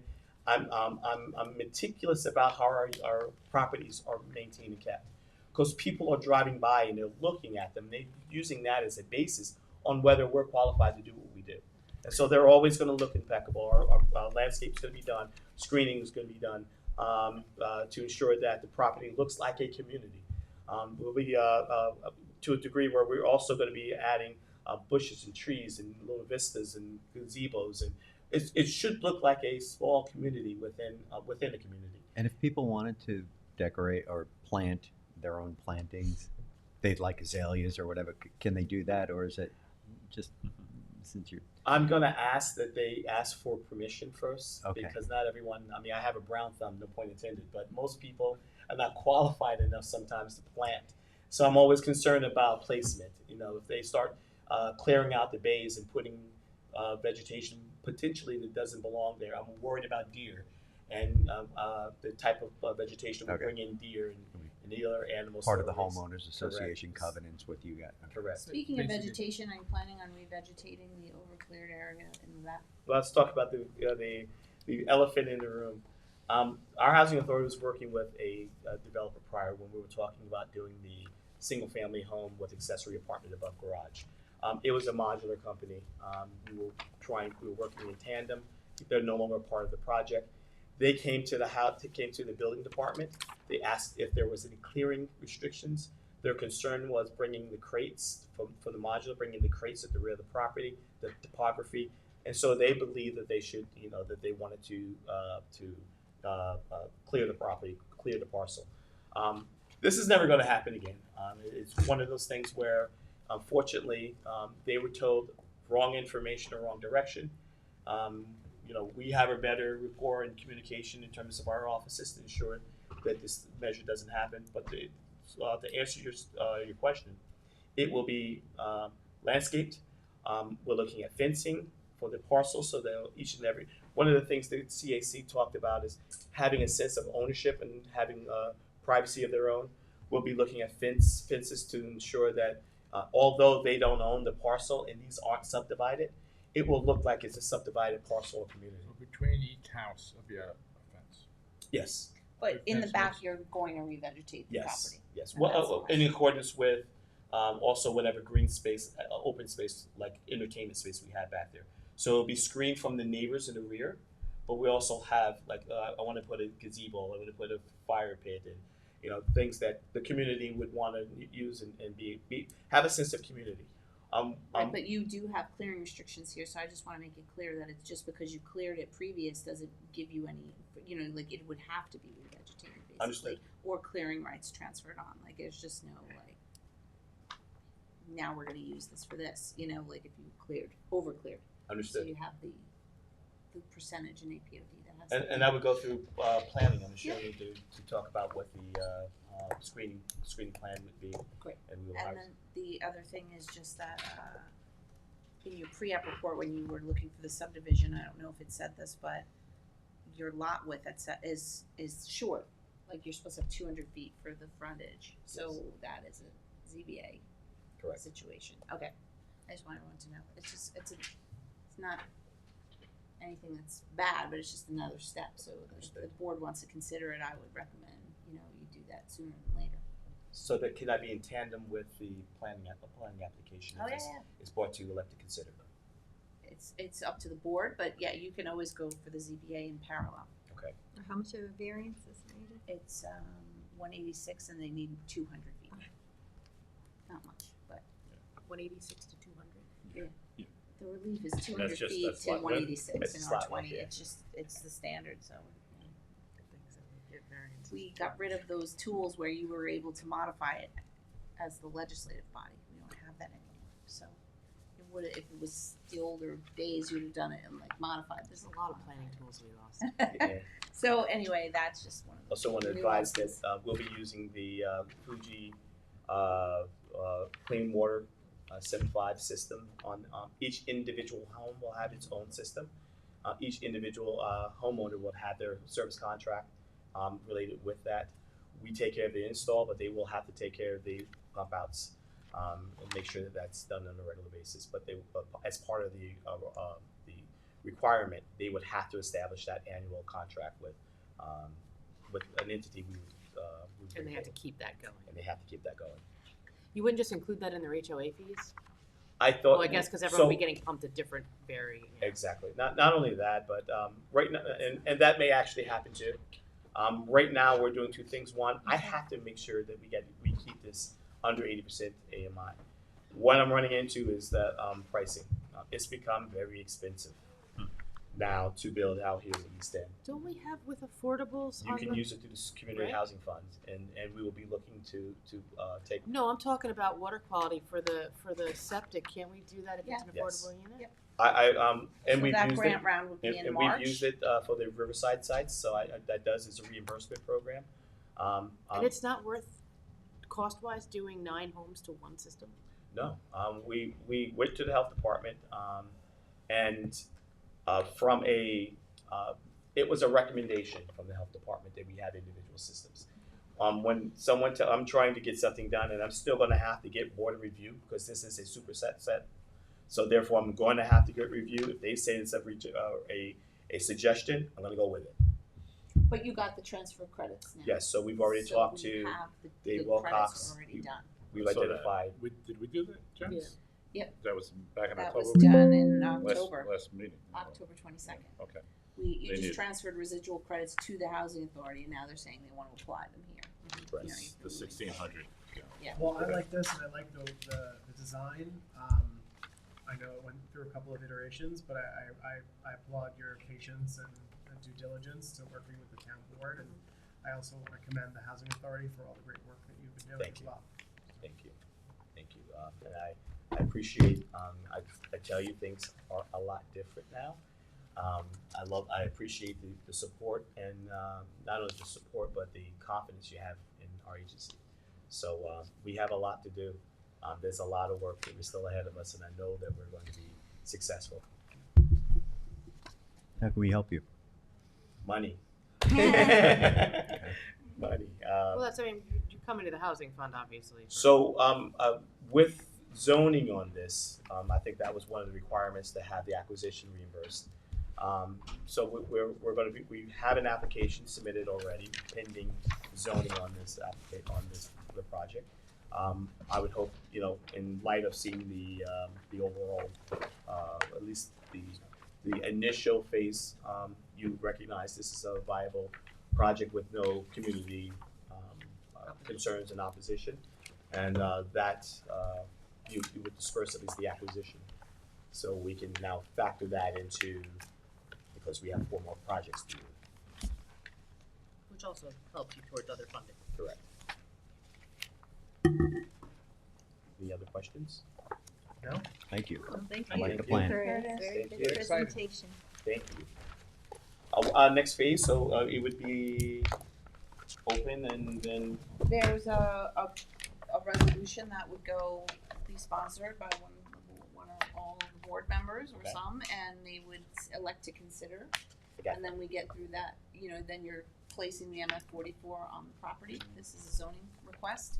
And then after at the This same is a time while we're change of going through zone. that process, yes, this is a change of zone I'd be Yeah. happy to to be a sponsor. MF 44. something, it has to be MF 44. We only because of how the site planning is currently. We're never going to be able to get quarter-acre lots out of this, and it's kind of set up as half-acre lot zoning right now. And it's MF 44, and there's some minor variances, so we would coordinate lead agency with the zoning board of appeals and have, synergize all that. at What's one the zone time. now, Jen? R20.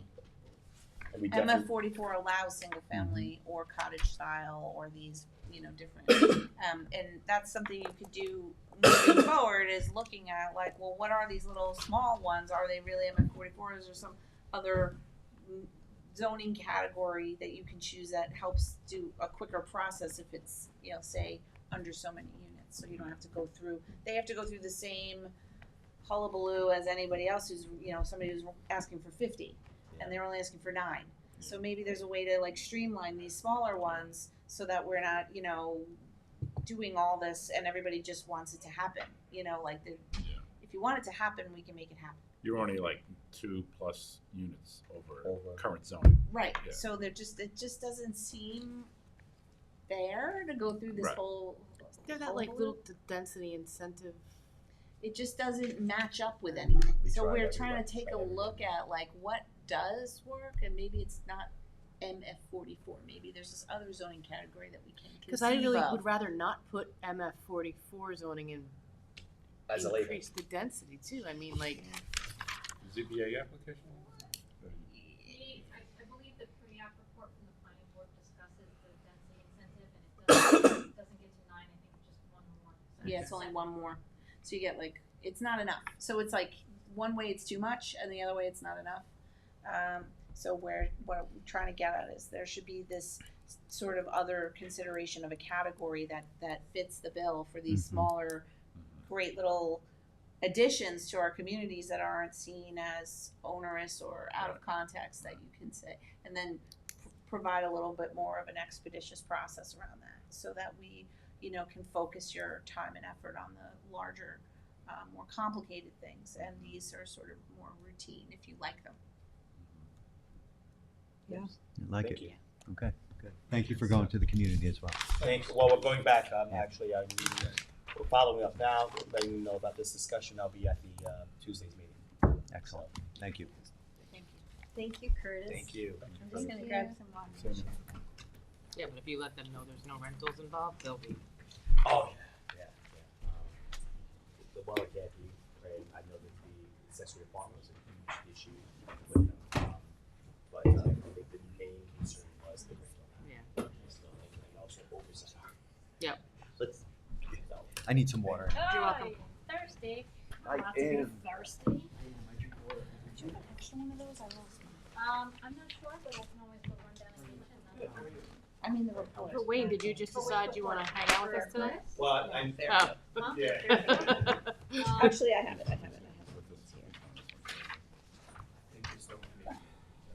Oh, he's a housing. Oh, maybe I don't. I can always get another.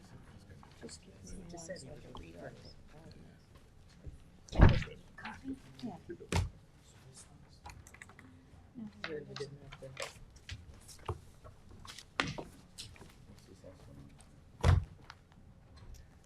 This is the Southampton Point and stuff. Oh, I have it. Rentals. It's ironic, it's like right across from the other. I know, but it's on a different road.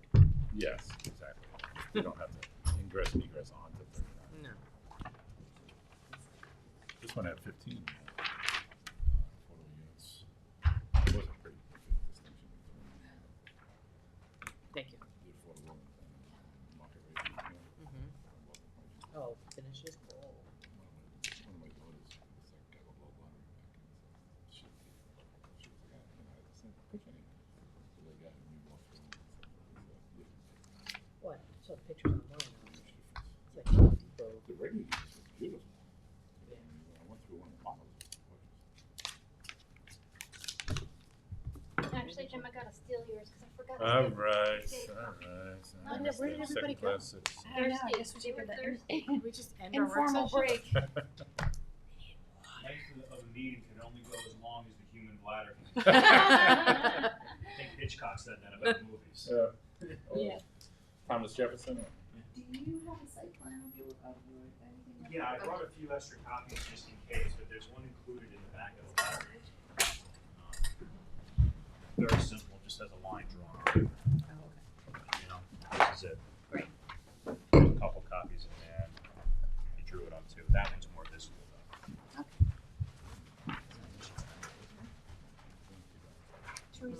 Yes, of course.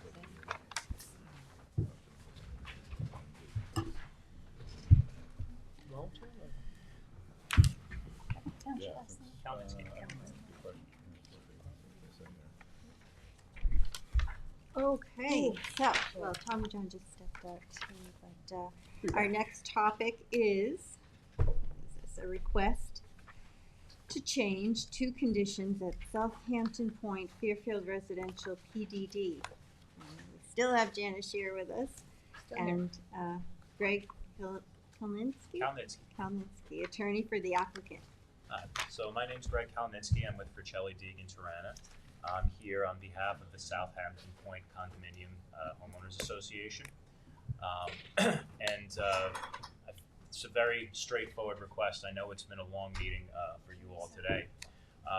Oh, don't worry about that. We're used to it. They're basically asking for two things. The first thing relates to permitting rentals for certain units. There's a total of 50 units in the condo development, half of which are reserved for certain degrees of affordability. We're not asking to permit rentals for the affordable units because the condo association recognized that that type of restriction serves an inclusionary purpose, right? It makes sure that those units are being utilized by the individuals that need the affordable housing. This only relates to the 25 remaining market rate units, where if you kind of look at the flip side, imposing that type of restriction is almost like exclusionary. It's saying, well, you can only buy here, you can never rent here. The condo association got together and, this was enacted in 2009. I believe the town board was looking out for what the town board believed was in the best interest of the residents. But now that some time has gone by, the residents of the condo association got together and said that they would like to explore rentals of the 25 market rate units only, leaving the restrictions on the affordable units. What kind of rentals? Pursuant to the town's rental registry, and whatever other conditions the board might impose, but what they had in mind is simply allow us to register on the town rental registry and rent it. Permit. So some of these Yeah. people might want to rent it out for the summer or conversely for the winter when they're not here. Exactly. Or Airbnb? Well, that's not allowed in our code. That's not the rental permit code yet. Yeah, right, rental. All the units are sold. Yes. My understanding is they're all occupied, sold. So you said that when was this a zone change that was originally? Okay, and a This condition. was a zone change PDD. from highway business to residential plan development district, which we were mentioning, there's no more of those tools where the board at the, back then would set up the zoning, it's not like your typical zoning code. The zoning is codified into our code. And so anytime anybody wants to change anything, they have to come through this process. So it's different than any other code we have. So the ones that are, there's like A through, I think, V. We never got to It Z. actually allows for greater oversight because any changes have to come Right, back. so it's the zoning is the codified law of the PDD. That's how it works. So any changes have to literally recodify, renotice the law. When we got rid of PDDs, it was recognized that you're not throwing out the existing PDDs that are zoned that way and that they could come back in and ask for amendments. So we've had a number of them over the years. Most recently, you may recall, it was Canoe Place Inn. It came for a couple of changes. But you're saying the rentals will not be the affordable units? No, the restrictions are going to remain on the affordable units, just the market rate units. We're asking to be able to get a rental How permit. many This- affordable units are they? 25 affordable and 25 market for a Because total of this says 50. 15. 50. This is 10 moderate, 5 middle, so 15. Because there's different affordable rates. Yeah, there's different levels Yeah. of affordable rates, but in total, just for purposes of discussion, I lump them in together. Yeah. Any type of unit with an affordable designation or some income-related designation, there's 25 of them total. Because this says, and then 35, you're saying 25 market rate, but in the summary says 35. I'm just trying to get a proper number. No, it's in the code, and you have the section, it spells it out in the code section. Yeah, it's I can- probably right, I can- 15. I thought it was 15. 15 Yeah, it's probably and 15, not 35. 25. Yeah. Yeah, I think it's About- 35 and about- 15. Yeah, that's my recollection. It's 15, oh, sorry, it is 15 units. Yeah. My mistake. So we did 15 are the lottery on affordables, and this he's one. saying no 30, change. no change to And any. 35 are owned, and those owners want to be able To to rent. get a rental permit. And that, but the code says, no, you can't do that. And so Janice- they are now given a rental permit by our Are 15 code owned enforcement. also? How does the 15 affordables work out? They're owned. They're owned. Yeah, they're Okay. owned. They went through They the, go through our system. yeah, we went through the Long Island Housing Partnership and for the 15.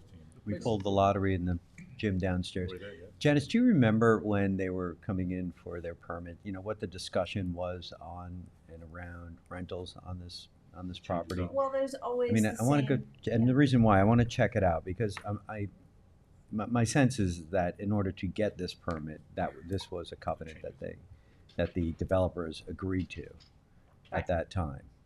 So the developer, of course, is long gone, and now Mhm. you have the condominium association. At the time, it was a contentious application Mhm. because it's 3 stories. If you drive by there, you don't realize it, but it's actually 3 stories. And this was we're still having those arguments today. But the other side of the concern was the people in the area didn't want it to be, they didn't really want it to not have like the staying power of someone who owned it. I think that was part of that. But in addition, there was concerns about, the existing highway business uses now having to contend with residential. And you'll see like that is the next part of your request. Right. Well, because now, there have been some conflicts with like, say, the nightclub. But anyway, the purpose of the no rental thing was to have this, it was seen as ownership was a better model. That's the best answer. And probably did it because they were afraid that someone would buy 4 units and rent them out.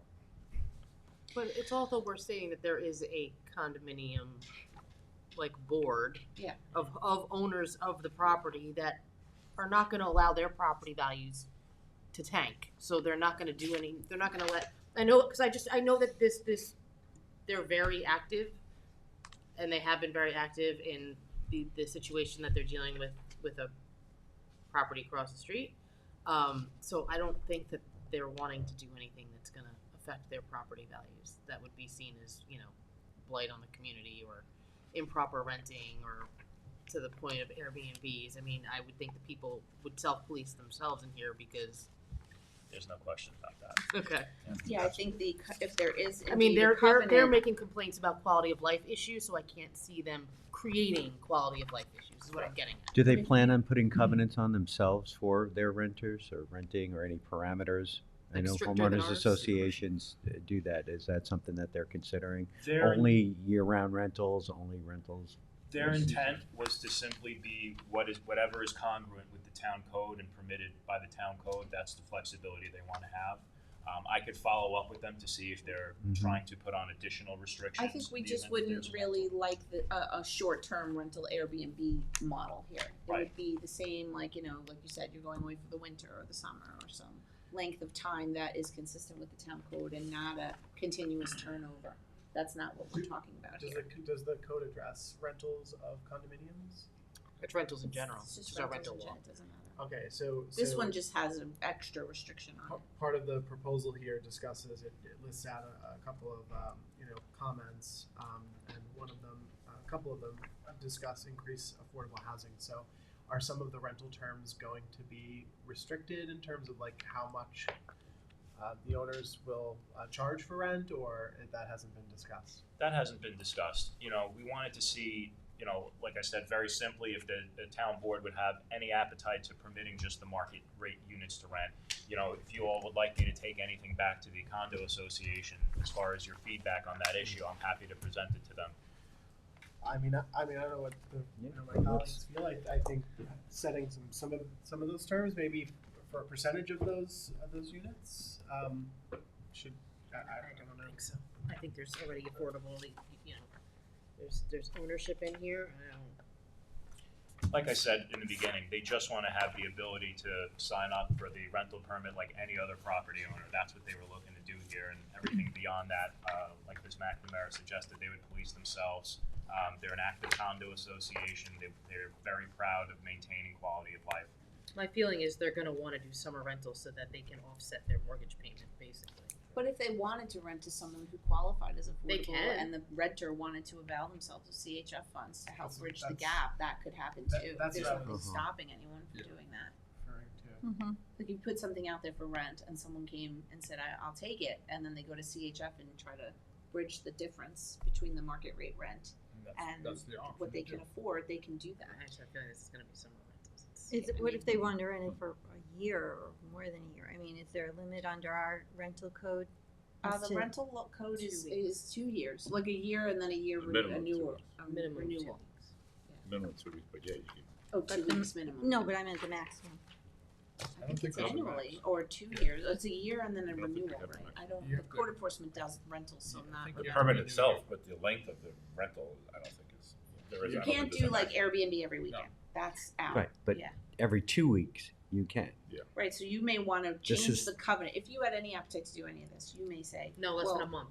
we're gonna change the covenant to say your rental period is X. But 'Cause then you're here's going what, from no but then rentals. here's what the town of Southampton, the residents are gonna say. Well, then, why can anybody rent their house for less than 2 months if you're 2 weeks? If you're saying that that's a negative thing, why are you allowing it throughout the rest of the town? We Well- technically aren't.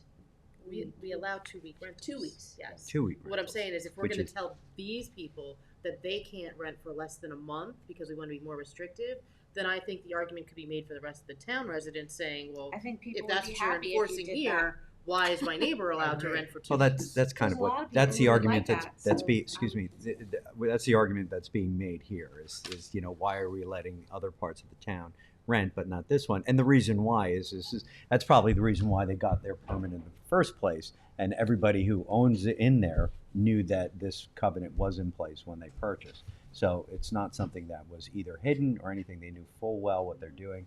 And I understand you're here asking for this. I'd like to go back and take a look at some of the discussions at the time and to see what kind of issue this was in the community at the time when you know this was granted.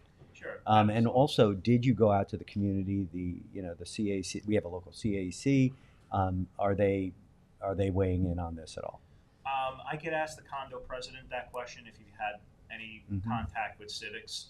All that I can represent to you that I know for a fact is that they met internally, had a meeting with all the owners, and they decided this is what was in their best Okay. interest. The Shinnecock Tuckahoe CAC has not been active. They haven't met, to my knowledge, over years, so. Yeah, so you'd be going from prohibition on rental to they're asking for the full allowance of rental code, or you may want something in between. What year was it? 2009. It was approved You- in you might 2009, wanna- it probably started in You might wanna 2007. put in that they do have to get a rental permit from the town. Well, that's Oh, definitely. a They given. have- Oh, yeah, no, They would no, have to. that's what they're asking I for. know, but they might wanna, make sure they do it. Absolutely. I mean, I'd be But there's happy to- another side of your request, so outside the rental issue, Right. maybe now it's time to This segue is- into that. Right. This is relates back to this condo association really cares about their quality of life. As you all may know, there is a active nightclub across the street from them, and they have certain quality of life issues that occur at night relative to there being insufficient parking and vehicles kind of meandering through their development and taking up their parking to go to the nightclub, amongst other things. It's not just the nightclub; it could be other things as well. So what they're proposing, very simply, is just to put down some security gates at the 2 entrances to the condo development on Tuckahoe Lane. And the security gates would be smart gates. They open with an RFID for the residents. It takes 1.3 seconds to open them. They're equipped to allow emergency responders in when they hit their squawk function. And we can coordinate that with all the emergency responders to give them notice to the extent that they don't know. As far as deliveries, you could provide one-time codes to individuals with deliveries. And on discussion with the condo association, they're open to whatever conditions you all want, but their primary concern is that they're able to close that at night, something like after 7 p.m. and on the weekends. But otherwise, they're like, we'll even leave them open all day if they want us to. Seems Sort of. reasonable. Yeah. And they won't be lit? Have to go to No planning board, lighting? Jen? That's absolutely fine, no lighting, and I have enclosed a cut sheet in the letter to the board, which shows all of the technical specifications of these things, but in a nutshell, they look like any other security gate. They have to go to Nothing planning board? flashy, nothing lit up. That'd be a Yeah, site it's just plan a minor amendment, site, a minor it's site plan. actually like an administrative Yeah. amendment that could be done. If this is approved, then it could be done. They do keep the place very clean. Yeah. I drove through it, so that's good. This was like the end of the world when they did this, and you can see like it really wasn't that big of a deal. So, We lost the carnival lot. yeah. What's that vacant lot behind the club? Is that, do they use that for parking? Yes. That's, as you know, the site of the new cannabis There's dispensary. an application, right? There's an So that application. club's gonna disappear. That club perhaps. will go away. Yeah, but it, And this group, Something else. they're not like naysayers to that new use, which was nice. They I were- would venture to say they view it more favorably than the current use. That's what I've heard, yeah. But is that two separate lots, or is that one lot? The other guy, the where the cannabis. The club and Yeah, the I think vacant it's- lot. It's two separate lots. Owned by the same person? They're in, Different corporate names. ownership, so. Okay. so it's. Different corporations. So how do you know that it's gonna Resolution go for away? what to consider, and then a public hearing? Nightclub will Yeah, go I mean, away. I'm fine, There's a site plan application For both? Non-medical cannabis presently pending, and then we Oh, can with go the to the nightclub. public. where the If they have problems with it, they have problems. And how about the lot? Is anything on the lot? No, I don't, this is, Uh, I didn't know. I'm not reviewing the site plan application for the cannabis, but I That's believe it's, J. everything would be solely on Oh, this okay. lot, Okay. including parking, et cetera. But I can find out additional information if you'd like. That's okay. Later. So the gates are Oh, thank far enough in that allow like sort of queuing they're to not occur? allowed. Yeah, I just 20 wanna make sure that they're far enough into the site. We're proposing 20 feet, which is more than enough for your standard vehicle to get in there and not block up Tuckahoe Lane. Okay, that's also a site plan issue. It really comes down to you are amending the code to allow for it, because right now it says they're prohibited. And once the code, if it is approved, is amended, then the site plan part is where And we I just wanna say, make one more point on the rental thing, which is kind of, usually rental issues, we have complaints with neighbors, they're their own neighbors, there's no other residences around this anywhere, so. So that's why I said in the beginning, this is what the residents there want. And when you're a developer and you have these restrictions imposed on you, however many years ago, and you go out there and you build it, you don't care because you're building it, you're selling it, and you're gone. What does it matter to you what restrictions there are? But it matters to the residents who are there now. And as I said, they've been very active about quality of life issues, so. it's a nice looking community, I think it came out, Yes. it was a good plan. It got resistance at first though. Oh. People still don't like it, You just guys 'cause have, it's blue. you should It watch did. some of those old meetings and see how it went. For fun. And that's probably why they had the restriction. They were trying Yeah. to do whatever they could. They're trying to, provide some concessions to make it more palatable to be Mhm. approved. That's And this really- was one of them. Yes. So they're asking for it to be gated and for it to be This rental. is now, how many years later? It's proven to be a non-nuisance use, residential, quiet, nobody's bothering anyone, and can the owners allow themselves to have the freedom to rent them as they see fit? It's their home, so I don't think they're gonna choose anybody that's not gonna be, to their satisfaction, so. Okay, great, Alright, those are all Thank my you so items, much. thank you Thank you very so much. much. Sure, Until next time. next time. All right, next we have an update by Tom Houghton, our Director of Municipal Works, on the 2025 management fee schedule. Hey, Tom. 3 minutes ahead of schedule. Oh, wow.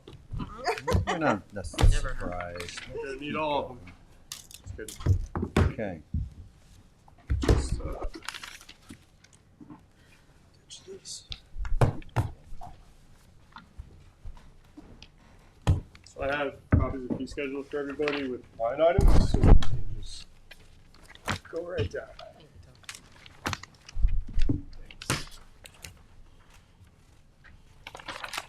you, Tom. Thanks, Tom.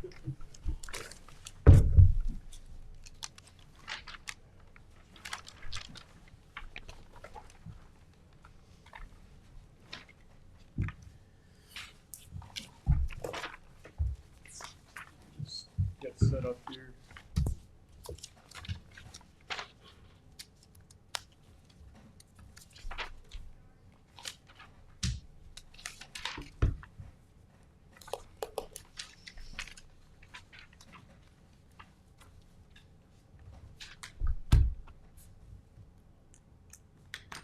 Okay.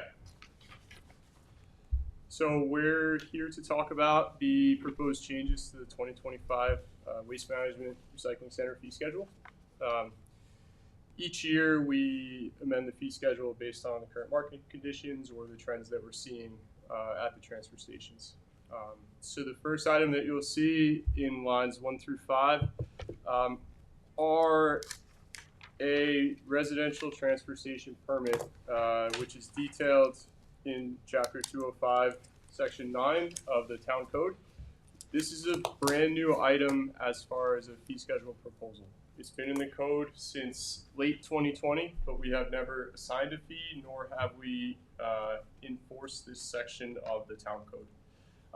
We're finding Because there was no fee to enforce. Correct. No fee, Okay. no permit.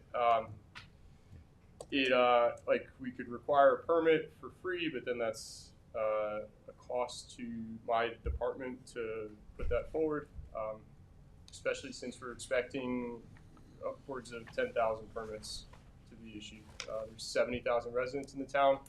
If you want to use a transfer station, we're asking that the permit section be enforced in the code. And the reasons for that are we're finding that there appear to be a lot of commercial contractors utilizing the transfer station for disposal of construction and demolition debris, and for bulk and for metal. Our New York State DEC permit allows us to be a residential drop-off location. So we're supposed to just take residential waste, not commercial waste from contractors. How does that work then? Contractors, are they living in the town? Yes. And they fill up their trucks and Yeah, trailers it's, and they bring it up to us and Exactly. and we get And 10 then yards of construction debris. They come in in their work truck and they show us their residential their driver's license that says they live in Watermill or North Sea or East Quogue. And my scale attendants, they know who's coming in and they know what the waste is, and we look at the truck and we're like, no way, you're a contractor, like this isn't from your house. And then it just turns into a pretty big argument that we really don't want to have. Okay.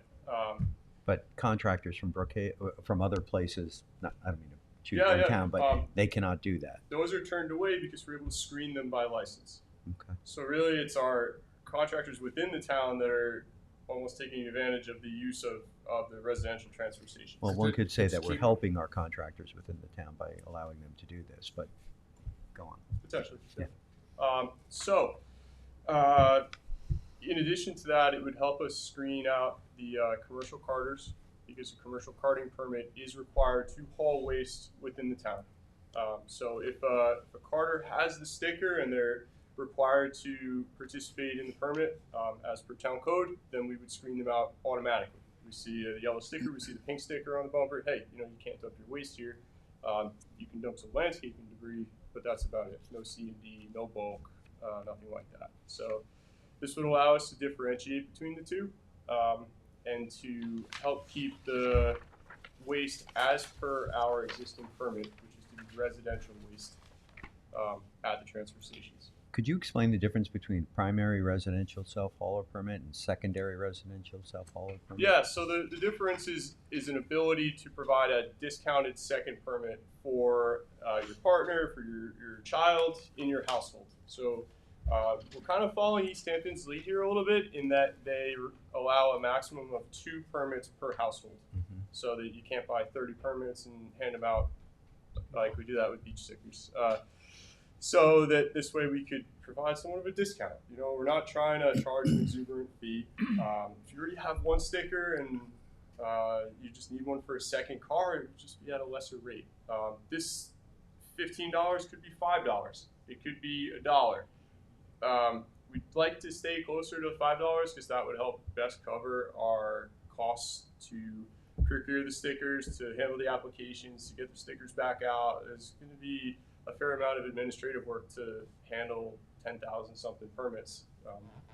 Parks Department has summer interns, or not summer interns, but summer staff that sit at a table all day, and that's all they do is beach stickers. So it's not going to be on the level of beach stickers, I don't think, but it's still going to be a pretty heavy lift for the department.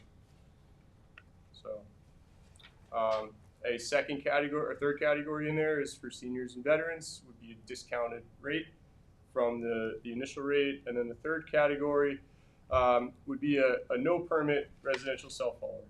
That category only works if it's less than the initial permit rate. So if you think you're going to go to the transfer station 3 or more times, you just get the regular permit. But if you're just going to pop in and drop off a mattress, we're giving a discount just to be able to use that service, and then understand that next time you come there would be another permit fee.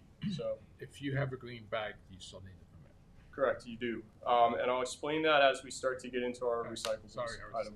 Yeah, no, but that's a good question. So the green bag covers the cost of the recyclables, but we're finding that the recyclables aren't as profitable as they used to be at all. But we're also trying to verify that, easily verify that these are residents. Okay, let's say you're visiting the West Hampton transfer station.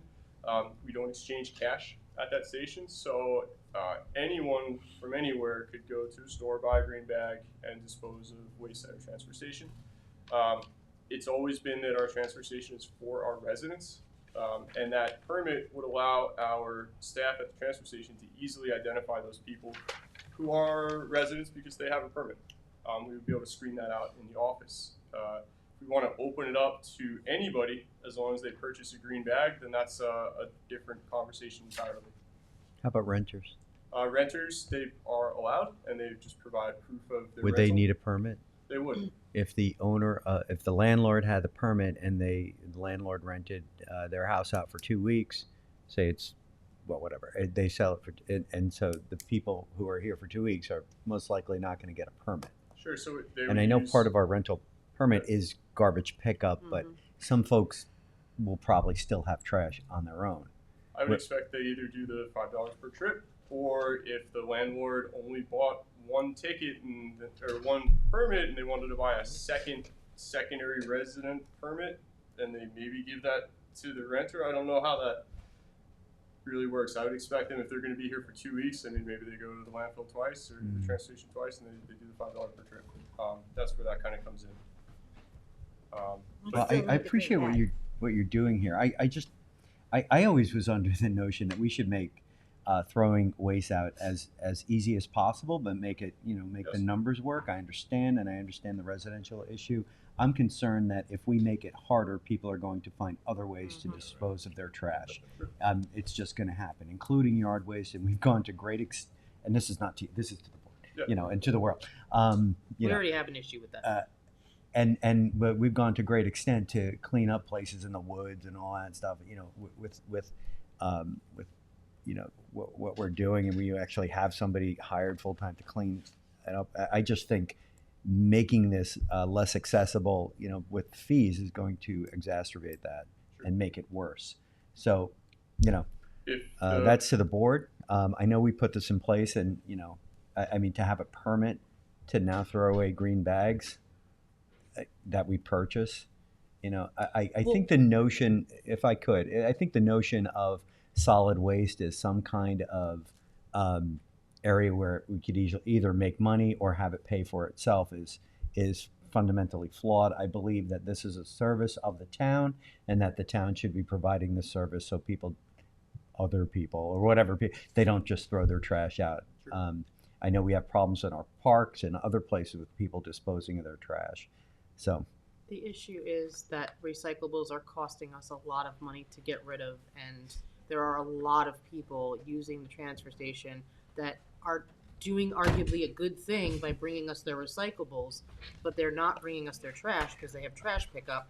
So we are paying to dispose of their recyclables without getting any, because it was supposed to be the green bags were supposed to offset the I understand. So the goal is, and Tom can correct me if I'm wrong, to do this permitting to get a real number of who is using our transfer station, and then once we go to on-site the bags and the vending machines, Oh, yes. we can lower the price of the green bags because we will be getting money from the permit. So arguably, we're gonna find out where we're at and where we need to be with the cost of the permit versus the Mhm. bags, so that we're paying for what people are disposing. Right, I understand the issue, I just disagree with it. And I also think that we should make it easier for our residents to throw away some of their commercial waste. And it should be We're There moving for towards them. Brookhaven shutting down, and It's gonna be west. How do they get these permits? Yeah, so the permits would be, you'd be able to apply by mail or stop in at the office. We would check your registration or your insurance or anything, just the same way that a beach permit is obtained. What I wanted to back up to say is that the permits are going to help us at the transfer station. Do I need to obtain a fee initially for these permits? No. Like, our department could take that on. It would be a cost to the department, but just having a permit itself, even if the permit was free, it's a quick and easy way to allow our sanitation helpers at the transfer station to ensure that those people at the transfer station are permitted to use it. Do you have a projected administration cost for this permitting and bringing on this type of system? I mean- Are we gonna have to hire someone? I don't think we'll have to hire, But- excuse me, let's- I probably will soon be, I am down one administrative staff at this Mhm. point, probably a second one in the near future. But we're looking at about $5,000 for stickers, and I don't know how many we're gonna get. Okay. We have an estimate of 10,000 of residents using our station, but And just to, if I may, the cost that you're breaking down is exactly what we're thinking about now, and what you imagine could be a gap. This is to help mitigate that. Yeah, it's a small gap. I mean, our budget is massive. Our employee cost alone is $1.4 million to have our employees on site. It's like $4,000 a day to have the transfer stations open. Missing one sheet. Here we go. So the current plan is to do it with the staff that already exists? Yes, and the sticker is really an office staff item, Mhm. which is encumbered by municipal works, by engineering. I have office staff that aren't assigned to waste management that we all share the workload. My office is 5 divisions, but we act as one. So just for 2023 alone, we took in $2.1 million in revenue, and we had expenditures of $3.4 million. We had a $1.3 million deficit based on our previous fee schedule in 2023. $400,000 of that was made up with taxes. $450,000 was made up in taxes, but we ended up with a $900,000 deficit. We're an enterprise account, and my goal is that, like, we're almost like a not-for-profit. We're zero at the end of the year. That would be fantastic. But and there are a couple ways we can do it. One is less staff, which I can't do. We're pretty much bare bones, right? The second is to increase efficiency. That's kind of the only other direction that I can go to.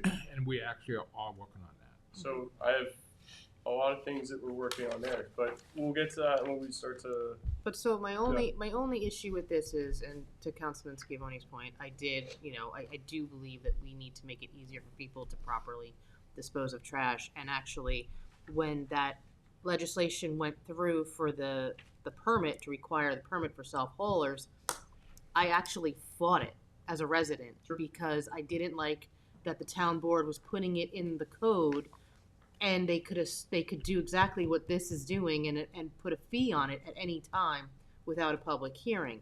Now, that being said, we used to have a solid waste advisory committee when Christine was here. Yes.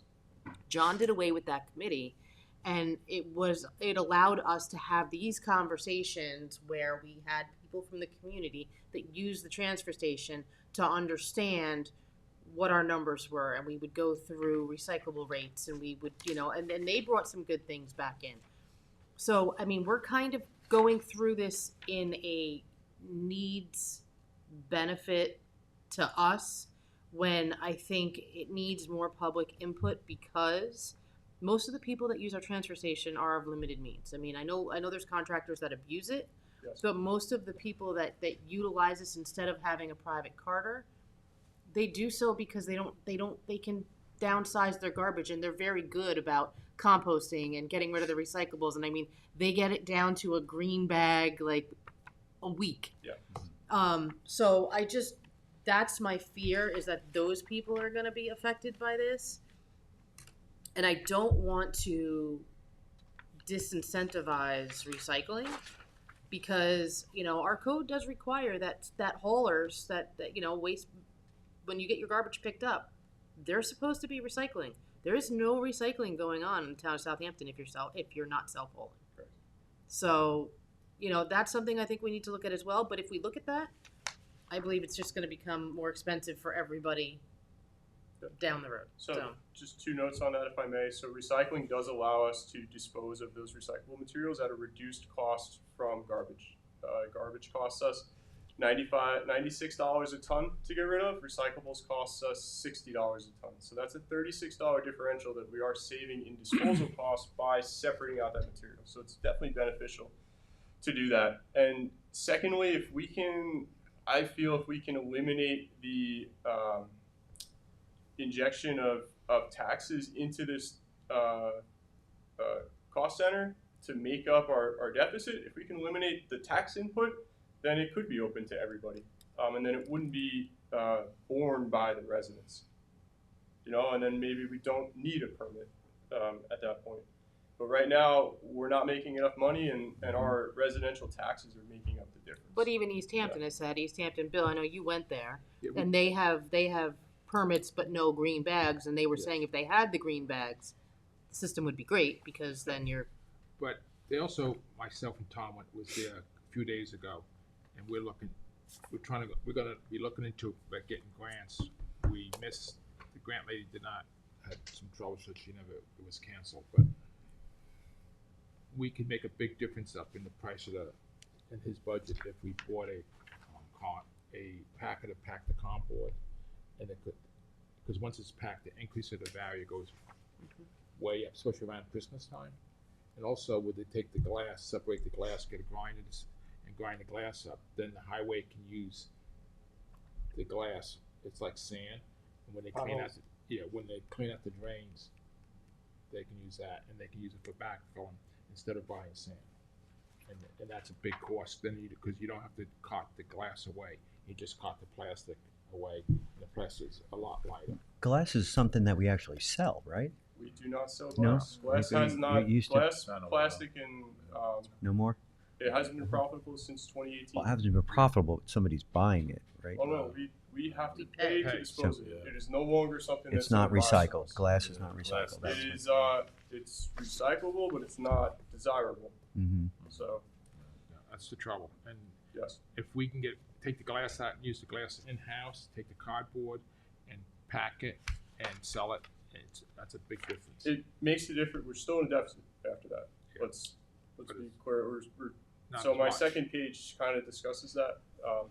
But if we could work through the fee schedule, and then I can go over how these changes affect our. Years ago, we used to recycle the glass by different color plastics. Sure. I mean, and now everything's well. And I always wondered how that worked as far. Market's really changed, unfortunately.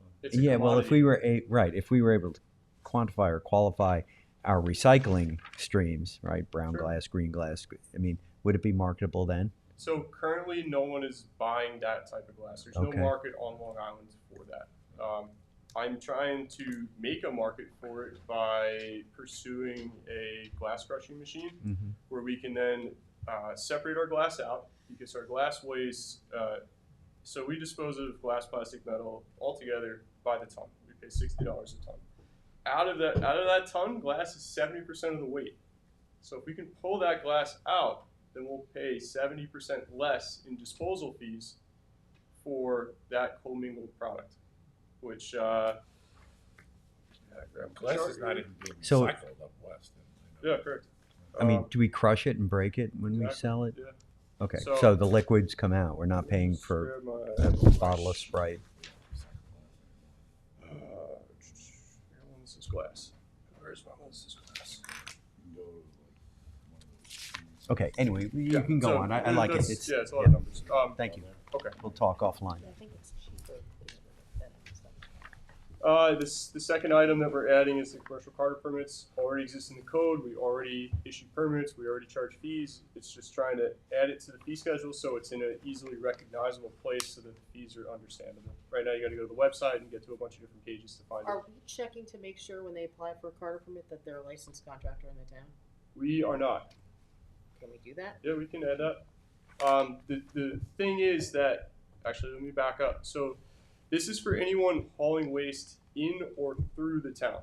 So if you're picking up waste and doing a contracting job in East Hampton and you're traveling through the town, you're required to have a carting permit in the town of Southampton. So that might be an issue. Well, can we just put a delineation on their permit that they are a licensed contractor in the town and permitted to use the landfill versus just traveling through? I think that would be difficult. We'd be creating different stickers for those contractors. Can't just put like an asterisk on them? And secondly, the only contractors that are allowed to use the landfill are those disposing of vegetative yard waste. But you don't have to be, you don't have to have a town, you don't have to be a town business or No. have your town based in the business to use the transfer station. To dispose of vegetative yard waste. So if you hire a landscaper from Riverhead to clean up your leaves at your house, and the landscaper is disposing of those leaves at the town transfer station, there's a fee. We make sure they have a carting permit, but we don't make sure that they were a business based in the town. But if you're not a resident, you can't use the transfer station. As a resident, yeah. But as a commercial entity, you can use our transfer station if you're not based in the town. It's been such a sticking point because if a resident hires that person, why does that person need to be based in the town?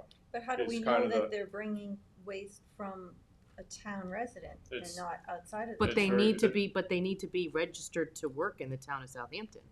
Yeah, is what I'm getting at. Which is called, that would be combining like the licensing bureau and us at the same time. So But we're putting it all online, so it should hopefully be easier. I mean, right now it's just, there's a PDF that you can search, but, I just feel like, I don't think carters from outside of the town that aren't even licensed to do work in the town of Southampton should be disposing of their waste in the town of Southampton. Yes, that's something we would be checking at the scale, I guess. And I don't want those guys to have to do it either. Exactly. So maybe we could do a different. Well, I mean, we can have that conversation offline. That's just something that I think we should look at doing. Like, I'd like to close the landscapers and just have residential yard waste and all that, but it's residential leaves for the most part, residential brush that someone can't haul to the transfer station themselves, so they're paying someone else to do it. It's kind of the only commercial avenue that we allow, leaves and brush. So. And do they pay each time they? Yes. Per yard. So brush and leaves. So leaves are free for residents all year. Brush is for residents is $20 per cubic yard, or we charge a fee per bag if the resident bags it. Contractors or landscapers and estate care, we call it, not really contractors, but their fee is higher than the residential. Currently, residents pay $20. Landscapers and estate care pay $25 per cubic yard of material to come in. There's no usage fee for the transfer station for the landscapers and the estate care. So come in, the scale operator assesses your load, figures out how many yards, what the material is, whether it's leaves or brush, and then they charge a fee accordingly. So I just, again, wanted just for the board's edification that up until last year, as a homeowner, you could get a voucher to dispose of your leaves with your landscapers for free. Now those residents are paying, they're paying $25 a yard? Today, yes. And then, so this is now gonna go up to $40 a yard that the residents will be Is paying. what we're requesting. If the resident visits the transfer station with the landscaper and they say, these are my leaves, then we'll take them. We don't charge at that point. Also, Highway has the leaf pickup. You're making a nightmare for landscapers. Yes. difficult to prove where the leaves are coming from. And so can't you, I mean, it's also difficult to say, I mean, you could just drive around with residents and take them to the transfer station with you and continue to dump all, I mean, it's like you're going back to the voucher system then. Yeah, we only have 3 operators for our scales at this point, so they tend to recognize the same people coming through day after day. No, but I so- mean, you could have one landscaper with 10 accounts, get 4 people to come and dispose of the leaves for all those accounts with 4 people. Yeah, I mean, or or that resident brings them for free. It's the voucher system. It's difficult. Just you have to bring the person instead of a voucher. Yep. So, which is definitely much harder. You can't make copies of people. So, No. there were definitely photocopies of vouchers going around previously. So, yeah, it's the 40 is the same as East Hampton. So we were trying to match what they were charging. Keep it uniform. But I just want to say, a year ago, residents could get vouchers to do it for free. And that's well, they would give the voucher to their landscaper, and the landscaper would then give the voucher to my scale operator, and they would. Yeah, so the residents weren't getting charged. And the fee would get charged back to the highway department. Mm-hmm. Which they obviously don't want to pay, and I don't blame them. Correct. Yeah. And the chargeback was kind of out of their hands at that point because there's could be no end to the vouchers or no end to the volume. And that went from, we used to pick up leaves on the roadway for free. We stopped doing that on bulk leaves, and then we went to the voucher system, and now the voucher system is gone, and now we're upping the price. So that's where we Yeah, but we do now pick up leaves off the roadway. for in bags. It's not my program. No, I know. Yeah. So I mean, So we used to be able to sell cardboard and glass and plastic until about 2017, right? 2018, no, I remember. Cardboard's still profitable. Okay. Paper's still profitable. Okay. But, Who buys it? We have multiple vendors that purchase it. Great Northern Fiber, Winter Brothers. There is a commodity price for the cardboard. Okay, good. So, but it's the cardboard is real tricky because we actually, even though we sell cardboard, we lose money on cardboard. Yeah, We're in the it's- negative. right, Because of the hauling fees associated with the cardboard because it's so light. We can't get it packed tight enough to put enough in the truck to make the trip pay for itself. So that's why we're looking at bailing next year. Because once he bails it, and he could actually store some of it, and play the, like East Hampton, he calls up once a week on the prices, and he follows, the price. If he thinks the price is too low, he keeps his cardboard in-house and just waits. When it goes back up, he says, right around Christmas time, the cardboard hits the sky, and that's when he sells a lot of it. We were down there, and he has his whole room full of cardboard, just waiting for the price to go up. So he has an interior storage room for Trailer. Yeah, for, East for Hampton has recyclables. a significant amount of interior space in order to properly process waste. Well, one of the things I'd like to look at is how do we incentivize recycling? Now, if it's profitable, fantastic. If it's, if it's something that we have to pay, I do believe we should be recycling. Isn't entirely incentivized through the greenback. Through the Well, if we put a pay-as-you-throw. permit on it, this is, kind of one of the drawbacks of putting a permit on the use of the green bags and the recycling. I believe it disincentivizes recycling. It would disincentivize you to utilize the transfer station potentially, but Which is our recycling program for is our cardboard. waste management program. Because you would Is still that have where to- you put? Is that where you put the cardboard in the Yeah. things that we're talking? Okay. Yeah. So Am I using the wrong words, Tom? I just think so. Once you're in, you still have to utilize the green bag. Okay. Right. So the level of recycling is still exactly the same. It's just whether or not you choose to utilize the transfer station or not Mm-hmm. via the permit system. Right, because there are people that do have pickup, Yes. once every week, but yet they like to recycle. Correct. And they we- believe they're doing the right thing, and I think We'd they love should to take continue. their paper. We'd love to take their cardboard, but their commingled recyclables cost the town money for every one that's put in our bin. That's good. This should be coupled with some kind of public information. People will read this stuff and they'll do it. Yeah, we it's- have them it's just- trained pretty well. It's all offset by the fees on the green bags. Mm-hmm. And if you are not buying green bags and you're putting recyclables at the town, they'll get recycled, but the town is paying for that. Mm-hmm. It's a cost to us. Right. So for every, you got a pile of goods and you're gonna separate them out into 2 different piles, if you didn't buy a green bag, then, we're losing money. And Yes, there's a it costs us lot of money and it's the people. right thing to do. Yeah, it's the right thing to do, but when we're an enterprise fund trying to make up a deficit that's now funded by the taxpayers, it's, we end up raising fees, to make up for that. And at the end of the day, these people are bringing the recyclables there, trying to do the right thing because their private carters are not forcing them to recycle. And that's our town code, that the carters have to recycle. That is the bigger issue in town because the majority of residents utilize carters. Maybe 15, maybe 20% of the residents utilize the town. I think we're one of the only municipalities where you don't see recycle bins out at the curb on collection day. It's all thrown out together. That. If there was garbage districts throughout the town, then we could effectively control via our procurement process what the garbage collectors are required to do. Even private carters, if we Well, were to create districts, we could. So it honestly, it wouldn't make sense to have a private carter because your taxes would be paying towards the garbage district. So in your taxes, it'd be $300, $400, $500 a year, whatever, based on the bid, and there would be collection twice a week. There'd be recyclable collection every other week. Municipal pickup. It's municipal pickup, but we would never want to take that program on. We would want to contract out Right, for a of course. program. Well, yeah, that's But fine. yeah, municipal pickup, and then we'd eliminate. I still need transfer stations, but I would not need a $3.4 million budget. I mean, my daughter's in the city; she has to compost now. Yeah. So municipal is kind of the way to go, but we've always done this. And with this program in place, I'm trying to reduce our deficit, reduce our dependence on the tax line, while encouraging recycling and making the program pay for itself. And also getting a handle on who's using the transfer station for what. Yeah, exactly. But when you say make the program pay for itself, we're charging our residents. Yes. And that, some would call it tax. It's, right. Yes, you buy things and I then get it. you dispose of things. So,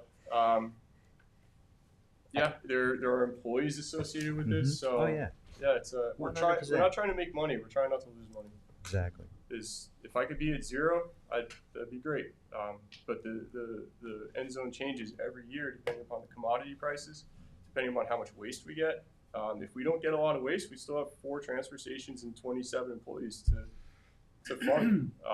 We're not able to cut back on sanitation helpers and laborers. You might need them next week. Yeah. We peak in the summer. We're lulls in the winter, just like the population around here. So. And solid waste is one of the fundamental duties of town government. So, thank you for doing this.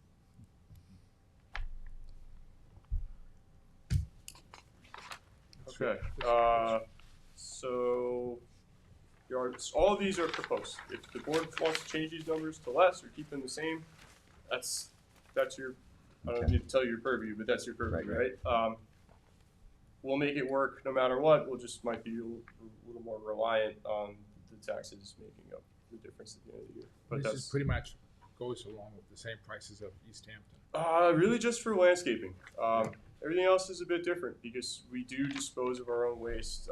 We have 4 stations as opposed to 1.5 stations, I would say. We have a lot more staff than they do. We're just way spread out. So it's some things are the same, some things are really different. So that was the leaves and brush. Green bags is very different. Very different. Yep, their permit fees are $130 a permit. But no green bags. No green bags. Yep.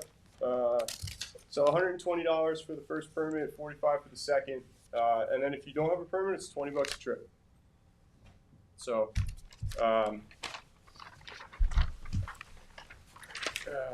so after landscaping, one thing I wanted to do, line 42, propane tanks. Currently, we charge $5 a tank. We take the tank in, we put it in a roll-off container, and the recycler comes and picks them up for free. So I'm looking to reduce that to 0 because we don't really incur any cost on that. Trying to, give a little back, but I'd like to reduce that. I think it makes sense for us. Let's help encourage recycling of propane tanks. 51 is tire with rim. Currently, we only take tires, no rims. As a resident, if you got a tire with a rim on it, like, you're not getting it off by yourself. So let's, And those are things that get chucked on the side of the road because you can't take it to the transfer station. there you go. So let's create a line item. You know, if we get a couple of them, we'll take the tire off in the shop. You know, $30 will more than cover our time. Plus, we get to recycle the rim. I think we're definitely net positive on that. Page 2, back to page 2. We accept bulk. Bulk is anything that's garbage that's not in a green bag. So MSW, not in a green bag. Larger items that you can't fit, like a chair or stuff like that you can't recycle. It's not metal, but you can't fit in a garbage bag. We take these at North Sea and Hampton Bays. North Sea has a scale, so we can weigh all these items and charge a fee based on the weight. Hampton Bays, we don't have a scale, so it's more of an estimate. They're looking at it, they're figuring out kind of what size they are, and they're assigning a fee. I want to make that visual assignment of fee a Hampton Bays only item. Because right now, you could visually look at something at both North Sea and Hampton Bays and assign a fee, whereas North Sea, I just want to rely on the scale.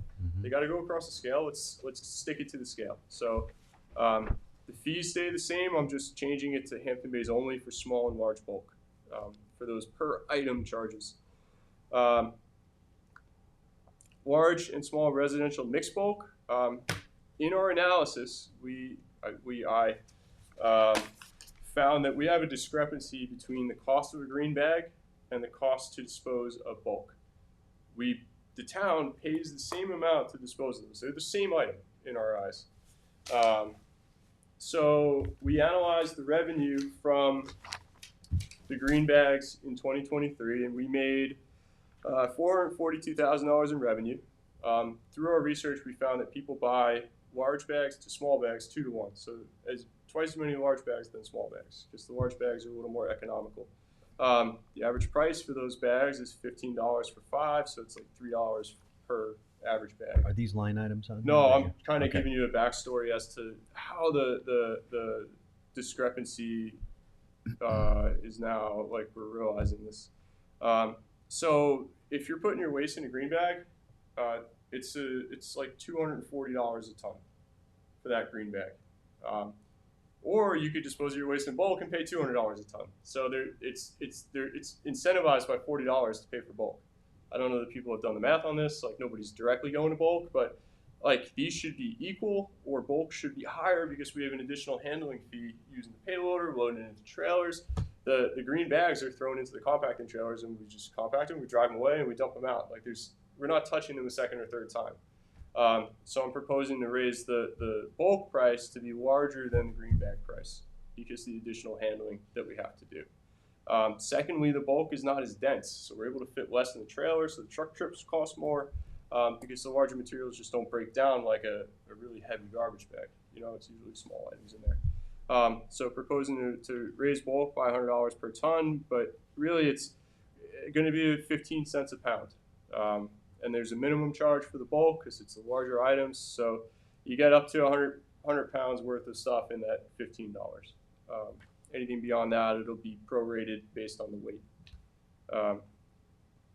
And then this way it would be equal to and higher than the green bags. They should never, bulk should never be less than the green bags because of the extra handling. Scrap metal. And you're going to Yeah. have it available at West Hampton at some point? Too? Yeah, once we hire another scale operator, we just let a scale operator go. We already bought the roll-off containers. We're looking to open up bulk, metal, and white goods like refrigerators, dryers, washing machines available at West Hampton so that we can intercept those goods further up the island. The further west we accept the material, the less we have to travel to get rid of it. So it's going to save us money. And this way, someone from West Hampton doesn't have to travel to Hampton Bays to get rid of their dryer. They can just do it right at West Hampton. That's why Sag Harbor doesn't have the bulk. That's also not set up for that. It's not set up for it, but the last thing I want to do is collect more waste to Sag Harbor because then that's just more truck trips up the island. So for scrap metal, currently it's I think it's 3 cents a pound right now. I'm proposing to raise it to 7 cents a pound, which would be in line with what East Hampton charges for scrap metal. Don't we make money on that? We do, but there's also we make about 50% on it. Like, where's my numbers? Got a big old sheet. No, it's fine. Yeah, no, we make money on scrap. We make about $100 a ton. But here we go. So it's costing us about $55 a ton just to haul it up the island. Our heavy equipment operators that drive our trucks with benefits, they make $57 an hour, all in. That's part of that 1.4 million. The averaging, I think, about $1.75 per mile to operate that truck, to pay for the truck, for the fuel, for the maintenance. So that metal trip alone, they're only getting about 4 or 5 tons. So that metal trip alone is costing us $200 just to get that material up the island. Now, we'll make $400 on it, but we're not really, it's not all profit out of here. Next is construction and demolition debris. So this was a huge one for us to look into this year because we were kind of shopping around a little bit, looking at the competition around us. We only accept construction and demolition debris at North Sea. If you go down the road it used to be Norsec, now it's Winter Brothers, their yard on Sandy Hollow. They were charging $75 a cubic yard. We charge by the ton. So we did a bit of math to get those two to speak the same language. So we took all of our roll-off containers, we calculated the density, and then we basically figured out how much we were charging per cubic yard. And we were charging $37 a cubic yard, half of what North Sea, just down the road, Norsec, now Winter Brothers, is charging for their construction demolition debris. So we were 50% cheaper than the people just down the road, which I believe was definitely incentivizing the contractors to try to come to us instead of going to another commercial business to dispose of their waste. Even I figured that out. Yeah, so I dropped the garbage off. So we're looking to make it equal to the competition in town. And really, my hope was that if the permits got put into place, this is a 1-year thing. We raise the price, put the permits in place, we keep the contractors out, and then we drop the price back down. Once we can make sure that it's just residential people using the transfer station. C&D is going to get harder and harder to get rid of, so why don't we phase out even accepting C&D? Because homeowners do minor construction projects at their house. They replace doors, they replace cabinets. We do want to provide a way for them to get rid of it. But I mean, if it's the same charge as a private place, then why not just let the private place handle it? We could, but that goes to our duty. It's just a decision. We could, but do we want to? Is the question. If you're not offering it any cheaper to residents than they would pay right up the road, let them go up the road, and why? Yeah, on some level, it's one-stop shopping. So you get rid of your garbage and your construction debris. And sometimes when you go to like Winter Brothers, if you don't go there all the time, you could be intimidated driving in with all those trucks. Yeah, when they with a pickup truck or a car. I'm not defending it. Yeah, I know. I'm just saying that if we don't want to take it anymore, then we could totally choose to, and it would save me money and having not to. If we don't offer it, we're going to find it around town. Scott's Road. Now we kind of hit it in the middle. We could go halfway. We could go 300. We could go 250. Like right now, I think we're being taken advantage of. If the permits come into place, I don't think we'll be taken advantage of as much. So there's that. But if there's no permits, then we need to raise the fee. Or just say you don't take over, like, you know what I mean? Like, why are we accepting a ton? A ton of debris is usually not a private person. I mean, we allow it, but it's 20 cents a pound. Or we cap it at a certain amount of weight, because if it's a residential person, I mean, you're not coming and bringing a whole job's worth of crap to us. Yeah. If you want to cap it at residential usage, then cap the weight. We could cap it at like 500 pounds. Like that would probably be appropriate, but once everybody gets used to that, they'll be making 3 trips. It's kind of hard. Like if I'm doing something in my house, I might load my pickup truck up with all of my scrap wood. Again, we're discussing this in a bubble. There's no community. There's no, like, you know what I mean? Like, there's no other input to this conversation right here. And that's not anybody's fault, but I'm just, Yeah, and we're discussing this in a bubble and we've raised fees in the past, and we've never done a work session on it too. So It is being broadcast. Yeah, this is like the first work session on the fees in the budget that I've been aware of. So that's why I've got all my data, and I'm trying to at least like, this is something I feel like we should take to the CACs and put it out there and get some feedback on. Tom, if we did a public service or a public education initiative, actually, let me ask you this. What part of our waste stream costs the most, number one? How could we get people to change their behavior, number two, and to save the town and them as much money as possible? Now, you may not have that answer right now. Oh, you do? Cool. You're not going to like them. Commingled cost us the most. We lost $125,000 in 2023 on commingled. Now, that 125 was offset by the greenbacks, but it's a negative in our ledger book. So the greenbacks have to make up for that, like double time, to try and help our bottom that's line. done by weight. Yes, it's all done by tonnage, by weight. Tonnage is the industry standard metric for anywhere that we dispose of waste. So if we ask people to make sure that all of their bottles and stuff were empty, I mean, that's a small thing, but I think they would do it. And I'm not making this a big deal. Just like for instance, that would help. Yeah, so I mean, I'm not factoring in that. That would help, yes. But we're not... I get it. We're not exactly talking about that, but I think, like things like that, small captures could matter, and enfranchise the people, to Councilwoman McNamara's point, like do some kind of public outreach and then kind of get some goals to achieve in our waste stream. I believe people will cooperate. They want to do this. If we can separate our glass and crush it, like I can buy a crusher for $175,000, $200,000. I'll pay that off in 4 years based on the fees that I'm not paying to dispose of the glass. So if we had a different bin for glass and plastic, and then we grind the glass and we use it for, We'll save, I think it's where's my glass page?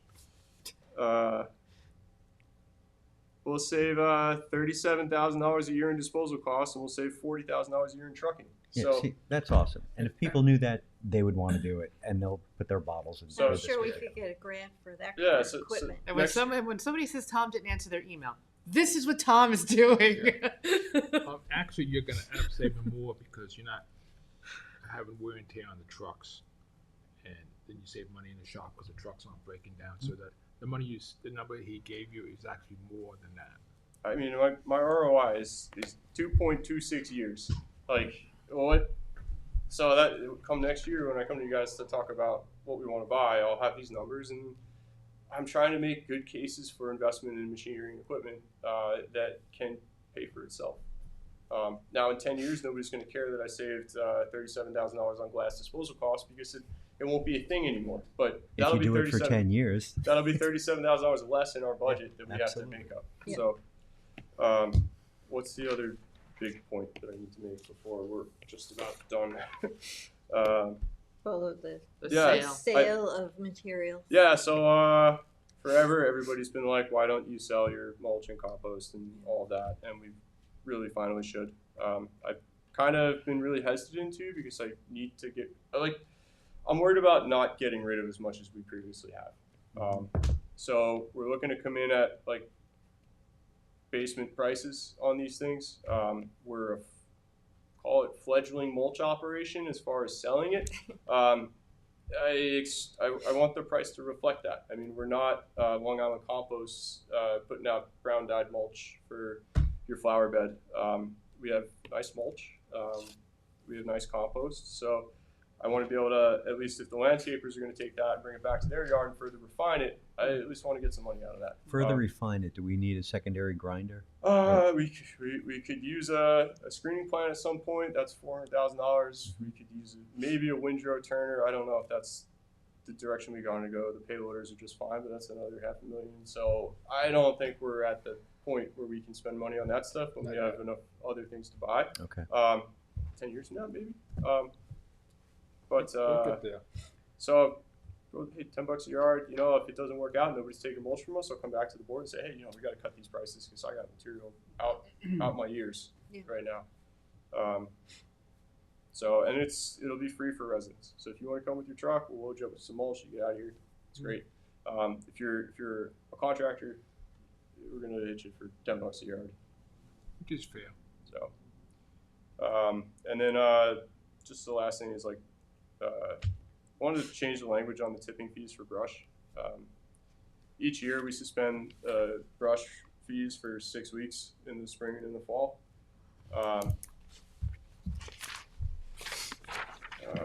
Where's my brush sheet? Here's my brush sheet. So last fall, we took in 3,700 yards of residential brush for free, which is a value of about $75,000. Our free brush coincides with the highest volume of brush that comes into the transfer station. It's kind of like Well, because you can stockpile that until the free period comes. Yeah, no, we can. So it's just a question of like whether or not we wanted to half price brush. The change in the language allows us by town board resolution to make it free, make it not free, all that. I just wanted to provide a little wiggle in there. Right now it's free. Free brush starts November 15th, lasts till December 31st. So come bring it down. But and then no change to the departmental chargebacks. Do you think December 31st is a long time? It's Why not an just even 1 time. month? I mean, we could do it for a month, but it's always been 6 weeks Okay. in the spring and in the fall. So we could shorten the window, but if there's snow on the ground, nobody's collecting brush, so it's not really a big change. So And now you want to accept wood chips where you didn't yeah, before? yeah, we'll take if you got wood chips, we'll take the wood chips. Grass is still really tricky for us right now. Just the potential smell when it's decomposing and They have to cover it up. yeah, Leaves like they do. So, but we'll take wood chips. So, it's a lot. It's a good Thank you start. for all your work on it. Yeah, there's a lot more to do, but it's a business that we're trying to break even on. So Yeah. it's a balancing act. It's not really business. I don't know how much time we have left. It is a business. Well, you're not profiting. You're you're Yeah, but we're our profit is not losing money. Right. So I mean, we could keep how we are, and we could lose $900,000 a year, and or we could try and make the waste pay for the operation. Because it is Come close. it's a very we're not the private industry, like healthcare, and we have all these other things. I have 27 employees that cost me $1.4 million. Like it's a lot. Yeah. And the buildings and the fuel and everything else cost me another $2,000 a day. So it's $6,000 a day for this operation. That I can't. I don't want to say it can't, but it's difficult to shave off of that. Understood. So the other side is like, all right, getting bigger trucks so I make less trips, and making the waste denser so that I also make less trips, and then trying to find the heavy waste that I can reuse, which is the glass. And then we're gonna have a big year next year. Got a lot of funding coming in. We finally have trucks. Like we got a lot of momentum, but some of these prices definitely need to go up. I don't know how we decide on what's going up and what's not going up and what's in the fee schedule and is not in the fee schedule. You know? Yeah. Mhm. I think we Like- have to talk about it. Like, Yeah. are there permits? Are there not permits? Like, this is my Yeah. proposal. Right. I'd love to see all of these, but it's up to The board. yeah. We have to discuss it in executive session. We'll have to talk about it and then get back. So it's not going to be ready to go on, Yes. Yeah. this week. Um, What's on the back here is the. oh yeah. So do we have 5 minutes Yeah, or yeah, so? yeah. Okay. I know I'm at the last on the agenda. So on the back is a breakdown of 2022, 2023, and what we could make 2023 look like if the fees were changed as per what we're Oh, I proposing. see. So Okay. line item 2, we have municipal solid waste, which is green bags. Line item 3 is municipal solid waste bulk. Then we have paper, commingled, cardboard. OCC is old corrugated cardboard. It's the industry term for it. Metal, construction and demolition debris, residential. Chargebacks, which are like highway department bringing leaves, parks bringing garbage that they pick up at the beaches. and then the yard waste. So we have our hauling costs. All these costs are per ton. So what we did was we calculated. I have a whole chart of every transfer station, and then on the other axis is every disposal site. And we have the round trip mileage between transfer station and disposal site, and the estimated time that our trucks take to do it. So we know that going to Great Northern Fiber is 3.5 hours from North Sea, and it's 95 miles. And then we use the mileage fee, similar to like the IRS reimbursement fee, which is like 70 cents a mile for cars. We're estimating 175 for our trucks, and then our labor rate of $57 an hour. And then we're extrapolating out from there, and it costs us. So for cardboard in 2022, we did 26,000 miles at 786 hours of driving time. So using those numbers, we spent $90,000 just bringing the cardboard back and forth. So then we took our tonnage of 1,033 tons of cardboard, divided it by, or took 91,000, divided it by our tonnage, and that's our cost per ton to haul it. So that's what the 2678. So MSW is real cheap to haul because we could put a lot in a trailer. Paper's still pretty good to haul. Anything around 30 is really great for us. Commingled, $60 a ton to haul it because it's so light. Because a lot of the plastic doesn't have any weight to it, so we can't really put a lot of tonnage in the trailer because it's taken up by the base of the plastic. The cardboard is even worse, $88 a ton to haul, because I can only put in that same trailer so we use the same trailers for everything. So I can put 14 tons of garbage in one trailer, but I can only put 4 tons of cardboard in that same trailer. So that's why my efficiency really is terrible on that. And then metal and C&D, those are due to the size of the containers. In the second column are my disposal fees, so what the yard charges us to bring the material to them. So we have to pay for MSW. We make $80 a ton on paper currently, depends on the market conditions. It fluctuates every month. Commingled costs us $60 a ton right now to bring it to isolate. Metal, at cardboards, we're getting a revenue of $80 a ton. Metal, we're getting about $100 a ton on revenue. And then the construction demolition debris is $95 a ton to dispose. So then we look at what fees we charge in the third column. The fourth column is how many tons a year we do. And then our profit encompasses all of those items. So in 2022, we made $1.4 million. Our operation cost us $2.2 million. So we had a deficit of $770,000, excluding the taxes that offset that, right? If we look at the second group of numbers, it's 2023. We made about $1.3 million, but our operation cost is $2.7. So we were in a deficit of $1.4 million that we used about $476,000 of taxes to offset, but still a deficit. So if we took that same 2023 number and then we changed the fees based on what's in this fee schedule, we'd be able to knock that deficit from $1.4 million to $300,000. And that's with taking the glass out, that's with compacting the cardboard, that's with raising the fees on bulk, raising the fees on C&D. Like, we're on a good track to help reduce our reliance on taxes and get us towards zero. Very good. So Big step. Yeah, yeah. I mean, short of like shutting down a transfer station and like consolidating, we have to do it through our hauling and through our fees. So, okay. Yeah. Well, thank you for taking this so seriously and Yes. providing such detailed information, Tom. Yeah. Very impressive. Really I'd like to look at reduction. Oh yeah. Too. I know, reduction. right. So Like- reduce, reuse, Right, reduction exactly. is the first word And, in a sense. You know, So, I do believe people would buy into it if we gave them real strategy. yeah, because I actually track all of my garbage at my house. So I'm in Riverhead, but we have residential pickup, so twice a week, and then we have cardboard pickup, and then we have, or paper cardboard, and then we have commingled. So my partners thinks I'm crazy, but I weigh all of my garbage, and I log up for the past 6 months I've been doing it. And my partner and I, we produce half a pound of waste per day.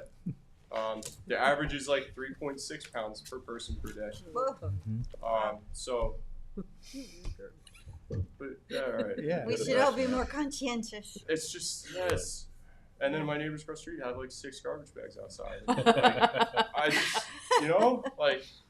I put my tipping cart out with the lid open because I can't fit everything in Yeah. there. Well, packaging also is part of this. Yeah, of course. And Well, you they know, won't let us recycle you get anything, a lot so it's more all over. cardboard, and I mean now the cardboard is mixed in with the Yeah. the styrofoam and the plastic, and it's a Yeah, pain in the you neck That's usually what it to is. separate it. And Gotta separate it. yeah, So. and you have to separate, or else we're contaminating our product.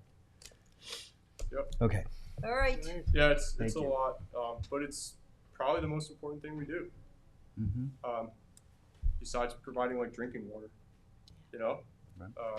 and electricity. So So we'll get back to you with yeah, some of course. feedback. Available to meet to discuss any. Questions, yeah. All right, thank you so much. Thank you, Tom. Thank you, Tom. Yeah. Thanks, Tom. Thought Kim did a wonderful job.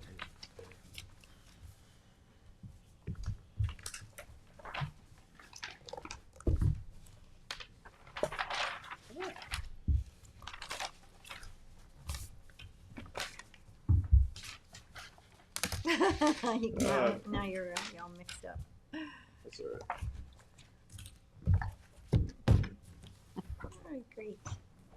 Talk to you later. Yeah. Thank you. So Thanks, that Tom. brings us to the updates. Cindy, did you have anything you No, wanted I'm to? good, thank you. Michael?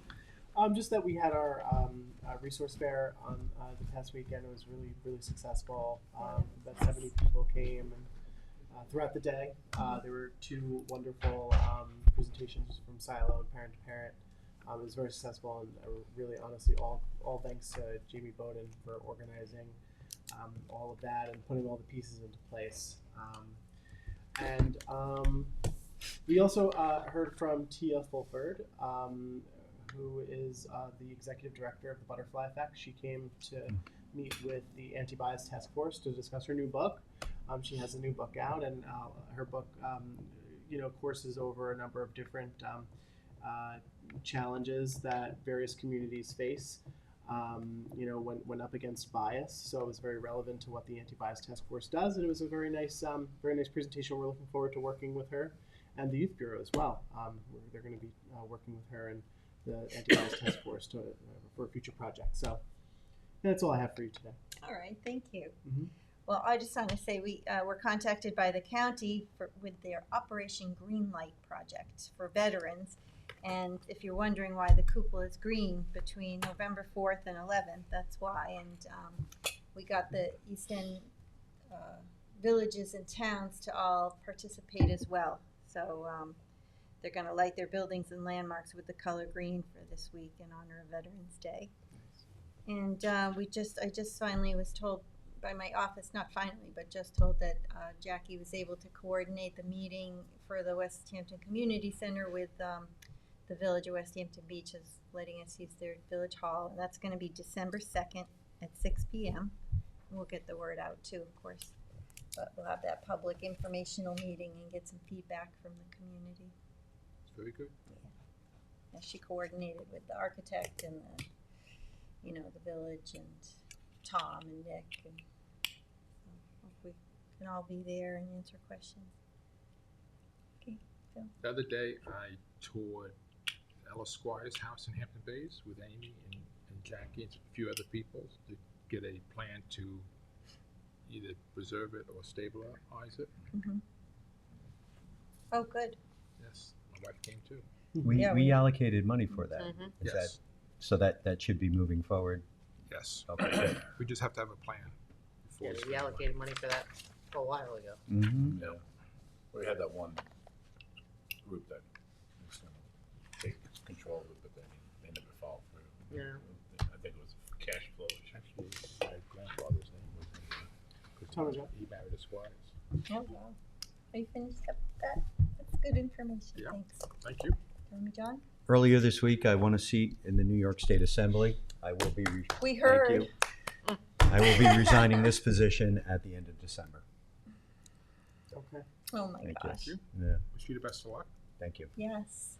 Well, you'll certainly be missed, and now we have to figure out how to fill your seat. So Right. I'll let you know. So. There will be be an a election. special I did election in hear. March. If you need help, we still have your phone number. Yeah, it's going to be either some date between March 2nd and March 31st, and Sunday's looking into that. So we'll get Watch some out more for the deer information from her. on the Conic at night. I'm a throughway guy. Yeah. They want to change it up. You'll get tired of the through. Congratulations. Thank you. Congratulations, Tom and Jackie. All right, well, then, I move to go into executive session to discuss contracts, personnel, and legal advice, and, then to close. Second. All in favor? Aye. Thanks, everyone. Are we taking a break? Are we going right in? I have Think- to get something to eat.